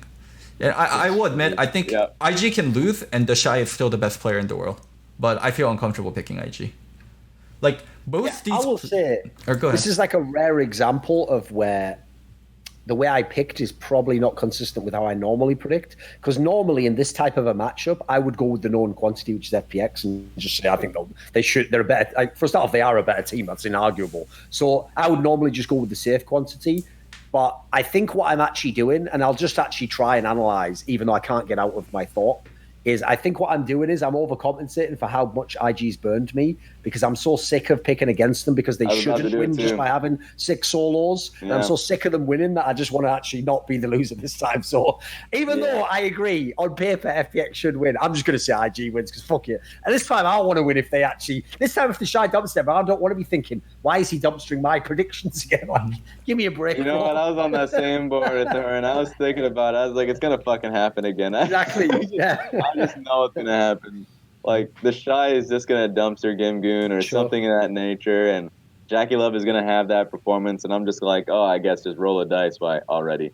And then the key thing for me as well is, I don't claim to have watched enough of LPL that I know too much of the nuance of how the stylistic aspect will match up, etc. What do you think on that element? I know, for example, a lot of people commented, I thought it was a decent remark, that FPX it almost looks like a team built to destroy RNG. It looks like, right, this is how you just destroy the other team's bot, and you just make sure you control the 2v2 and etc. Right? How about against IG? Stylistically, how do you think they match up against them? A little bored. I mean, that's the reason why IG beat them in the best of 3 in Summer Split. Is because while going up against RNG, pull everything through mid and then go bot side and nullify Uzi's advantage and be able to just kind of have still great enough dive threat that RNG would not be able to farm up to get back into that state. I can understand that, and it works out well. Up against IG, you would have to challenge the early game to begin with. And I think that's the biggest struggle, is that you have to fight for the 2v2. And then even with that, you still have to have the good 1v1 on top side if you want to Levy dives towards the bot side of the map, suddenly assisted taking time bomb. So I think that's the biggest issue, is that IG, I think stylistically work well because they just fight versus the first step that FPX have to their overall early game strategy, which is pretty wild. So I agree. I think stylistically, FPX is going to have a tough one, but I mean, IG just needs to perform as a team, I think. They're the team that, as we've already stated, could easily be the two-time champs if they just calmed down. What's ridiculous is I even made this point on the show, right? Because I actually do, like, I love watching star players. So I do really enjoy watching Rookie and TheShy play. But I will say, if they either, even if they just make finals, but especially if they somehow won Worlds, I think, unfortunately, it would actually make League as a game look like it wasn't in the best place. Because as a team, as we've basically pointed out, when you contrast against the other teams that can still win this tournament, they basically don't have a supporting jungler. It's like playing with just the laners almost. Like, it's ridiculous. So if you could win Worlds doing that, that just doesn't feel right. Even if you really do have the most godlike players, something feels wrong in a team game about that concept. Because, like, to me, the jungler is one of the most vital positions in the whole game. Yeah, it's a little wild. It's actually pretty nonsensical that they got to this point while at least Ning has started to shape up, but Baolan, Jackie Love is it just feels so weird. But definitely, you just have to be some kind of talent. What do you think on Baolan, by the way? Because I made this point before that, like, whenever people used to, back when they were at their peak, like at the end of last year and obviously the beginning of this year, when people used to call IG the super team, I always used to say, like, I agree with most of that, but the Baolan one's the one that I, like, can't really fuck with as a super team player because, like, he had his certain picks, famously Rakan, he was obviously godlike on, but the problem is he can also have, like, not even just, you can just outright fail him a bunch of times in this tournament. What have you him overall? Like, is this a common problem for you? Is this just at Worlds he's doing this badly? What do you think? It's a common problem. I remember when he first came into competitive with IG, and he was somebody that would actually had a lot of impact through roaming, but he was never a laning phase support. And even past that point, it was just hard for him to make a significant impact. I think he just didn't, because the problem with IG is that a lot of the times you are kind of bouncing responsibilities, so they're either strong side or weak side consistently. They would play the entire spring split with IG's bot lane not having a lot of resources and pressure, and then the summer split is like when they have a lot of resources and pressure. And you're like, okay, well, that's great, that's fine. How do you play under two different, basically, banners or playstyles? And Baolan consistently took fights when they are on weak side, and I felt like wasn't doing enough when they were on a strong side of the map. And then those were issues that consistently went through. And I think it was just more so decision making. So that's the issue that I would have with Baolan as a player, and I would agree with that. I think you have four strong players on paper if Ning and Jackie Love reach that potential, and Baolan is supposed to just kind of keep that together. Sometimes you look great. I've got like a meta-related question along the lines of what we were just talking about here. I want to ask you guys about coming into Worlds. I even made the point about, because I was talking about why ADC is so underpowered now, and I made the point, which I think is a pretty good narrative point, that most of the best bot lanes in the world, it was the support that got all the praise. It was the support that was the MVP candidate. Core JJ, Sang, X, like it was actually mostly the support was the basically the way the ADC is usually the star, of course. So he's the guy who carries the team fight. So what I would ask is this question: is at Worlds, I don't feel like the supports have been that. For like Hillsang and Mickey X have had underwhelming games. Like, generally think most of the star players, the MVP candidate people of the tournament, don't feel like they're at all the supports at the moment. Has something changed about the meta or the way the game's being played? Personally, I think the support position is still the strongest role, for sure. I think it's just some of those supports themselves just haven't been playing just as well. So I'd say for sure, Ming performed poorly. Team Liquid didn't have too much of an opportunity, of course. But then I would go and say, I think Crisp is actually still Crisp has good. been the best performer. He was legit. I'll give him credit. So he's been the best performer. I just think a lot of the supports haven't been performing up to those expectations. So there's that. There's definitely that. Unfortunate. But at least in the Final Four, I guess Crisp has the mismatch up there. Effort's been a good support, but obviously it's been a lane led more by the AD carries. Sure. So you're right. I think there's been a little bit of a shift, but I would still say that support is still the most important role in the game. What do you think, Loco? Is there any factors that would account for this, or Met champions, or what do you think it is? I think support's just underperformed. Chris didn't look that great in the initial part of groups, nor did Mickey. Mickey had really off games. Who was the other insane support that we needed to watch for? Hilly also had a lot of off games. Like his all-star play was really bad. I thought generally at Worlds he was one of the most underwhelming Fnatic players, in as much as I thought he was going to be the best Fnatic player. Mm-hmm. So that's why he underwhelmed me a bit, unfortunately. Ning Blitzcrank had a good game and also had a bad game. Like there just was, and then like there was just a lot of mess supports at the tournament. Like we needed to have like these amazing supports, and that was kind of our expectations. And a lot of them were just coin flip, and a lot of them ended up on tails. Okay. Let me think. I think that's about all the topics. Because I was going to say the only other abstract topic that I know people want to discuss is like MVP candidate. I would just say this: surely it's TheShy. Come on, let's be real. It's TheShy.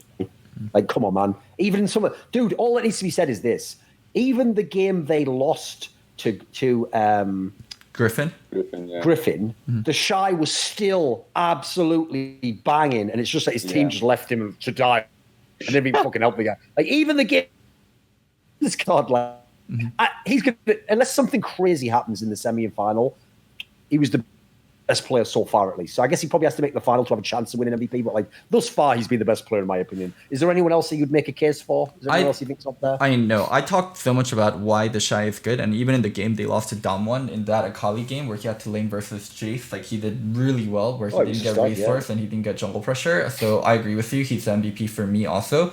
But probably like whoever wins the tournament, like if G2 wins, caps are perked. If SKT wins, Faker or Clut, like FPX probably. Actually, you know what?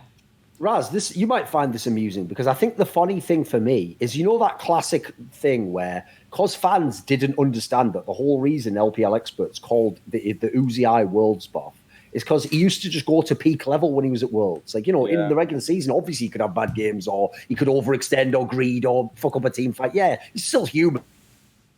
But that meant that it was years and years and years till people who didn't watch the LPL actually were able to be told, like, right, you're actually correct now. When you guys overrate Uzi because of Worlds, like in 2017 or 2018, you're probably right, actually. He probably is at that level now. He finally has leveled up to that. I feel like TheShy's like that because I know a lot of fans, when they first heard about him, were always hyping him. But actually, in the LPL, he was really good. But he could be he could be streaky. There's a reason why they used to put Dukes in. Like, Duke actually used to sometimes fit the style of the team better to make it more competitive, like make it less. But I have to say, especially in the year, dude, he player that the hype builds him up to be. Like, he is just a godlike player. Like, he actually has finally hit that level where, like, he deserves to be compared to, like, Prime Faker, Prime Uzi. Like, I really think he's that good a player. Like, it's no exaggeration at all. Yeah, he's just going to be the best top laner of all time, I think, in that conversation, just easily. With how well he's performed, how he just changes the meta based off of, you know, how important laning phase is. I think for sure he's MVP candidate. He's already taken my vote as just like the best top laner in general. It's kind of wild. It's always been wild for me how much a brand can change just based off of, I wouldn't say just one good year, but certainly just being able to exceeds people's expectations so on such a consistent basis. I can't, every time I watch an IG game, or at least I casted an IG game, I was like, he cannot be solo killing in a bad matchup, right?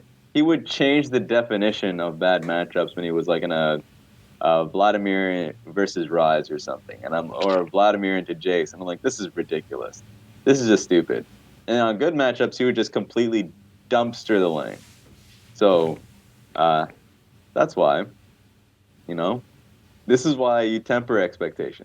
This is why not for TheShy. I mean, for people who go up against TheShy. Of course, yeah. Dude, I think that's even another telling thing for me. Is like, I think of a lot of the great top laners of all time, because obviously it's a position I've often enjoyed because Flame was my favorite player originally in League. But like, I've liked a lot of the other great Korean top laners. Smeb, when he was there someday many years back. Obviously in the modern day, you had Nagori. Like, some of these, Khan when he was in King's Own for a while was a stud. Like, these players are all great players. The difference is this, though. If the absolute.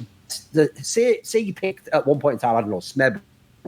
If you took whoever the second best top laner was, you'd be a Korean as well, and put them against Smeb, they would still think they could win, and they would have like a chance, and it would show up and how much jungle attention you get. The difference is this. Like, even the second, third, and fourth, and fifth best top laners, when they play him, look like they're intimidated. Look like they're playing. Like, what the fuck is this guy doing? Like, how do I beat this guy? Like, he looks like he has... That's why I compare him to Fake. He has, like, the aura. Like, you even think he's the best when you play him. Like... Yeah. Beat the shot. You think that his jungler is there. Like, you just think... Oh, God. Oh, he makes pressure the same way as well, doesn't he? Yeah, he absolutely does. He makes you think that the jungler's pushing... Like, doing a lane gank or something behind him, because there's no way he'd push up otherwise, right? It's actually just the most nonsense thing that whenever you go up against TheShy. So, like, he is always going to be a player that you fear, and I wonder if he ever goes on another team, like, what kind of team you can construct with that. He's a game changer, and the only reason why he hasn't been given that same credence as, like, Doinb is because he's that lifer you would imagine on Invictus Gaming, so... I want to see him join Griffin. See what happens. Yeah. By the way, I agree with your sentiment, Loco. This is the crazy thing about people like Lucky and TheShy, to me, in my opinion, is that they've accomplished so much of their success playing in a foreign region and a foreign team, and they're winning worlds, etc. Like, dude, I would love to see TheShy play for a real Korean team before he retires. Griffin, give me 1 year at least, like a good Korean team where Daniel Lam calm with them. Maybe it'll be IG. It looks like he gets to do whatever the fuck he wants, but I'd certainly love to see it just for the like experimental aspect to see if he was better or worse, whatever it could be, you know. Do you want to start ending the show now? Yeah. All right. It was a pretty decent episode. Well, Raz, thank you so much for being on. I'm going to thank the Patreons and end the show. Later, guys. Sweet. Cheers. See you guys. Peace. Thank you to our gold Patreon supporters, BeltPounder420, Tobias Bernasconi, Icelandic C9 Fan, and Texan Fiend Xiaohu. And thank you to all my Twitch subs. Thank you to all the YouTube watchers. Thank you to everyone that makes the show possible. Also, I know Listen Loco hasn't been back for a while, but we're going to be doing Listen Loco regularly. We're probably going to do once a week for now, and once Worlds officially ends, and once Summoning Insight officially ends, we're going to go back to our usual twice-a-week schedule. And also, sorry for the lag towards the end. It was just too late in the show, and there wasn't much we can do to fix it. I think it was because Duncan was on Wi-Fi. I'll try to make sure we have better setup next time in the show. Alright, later guys.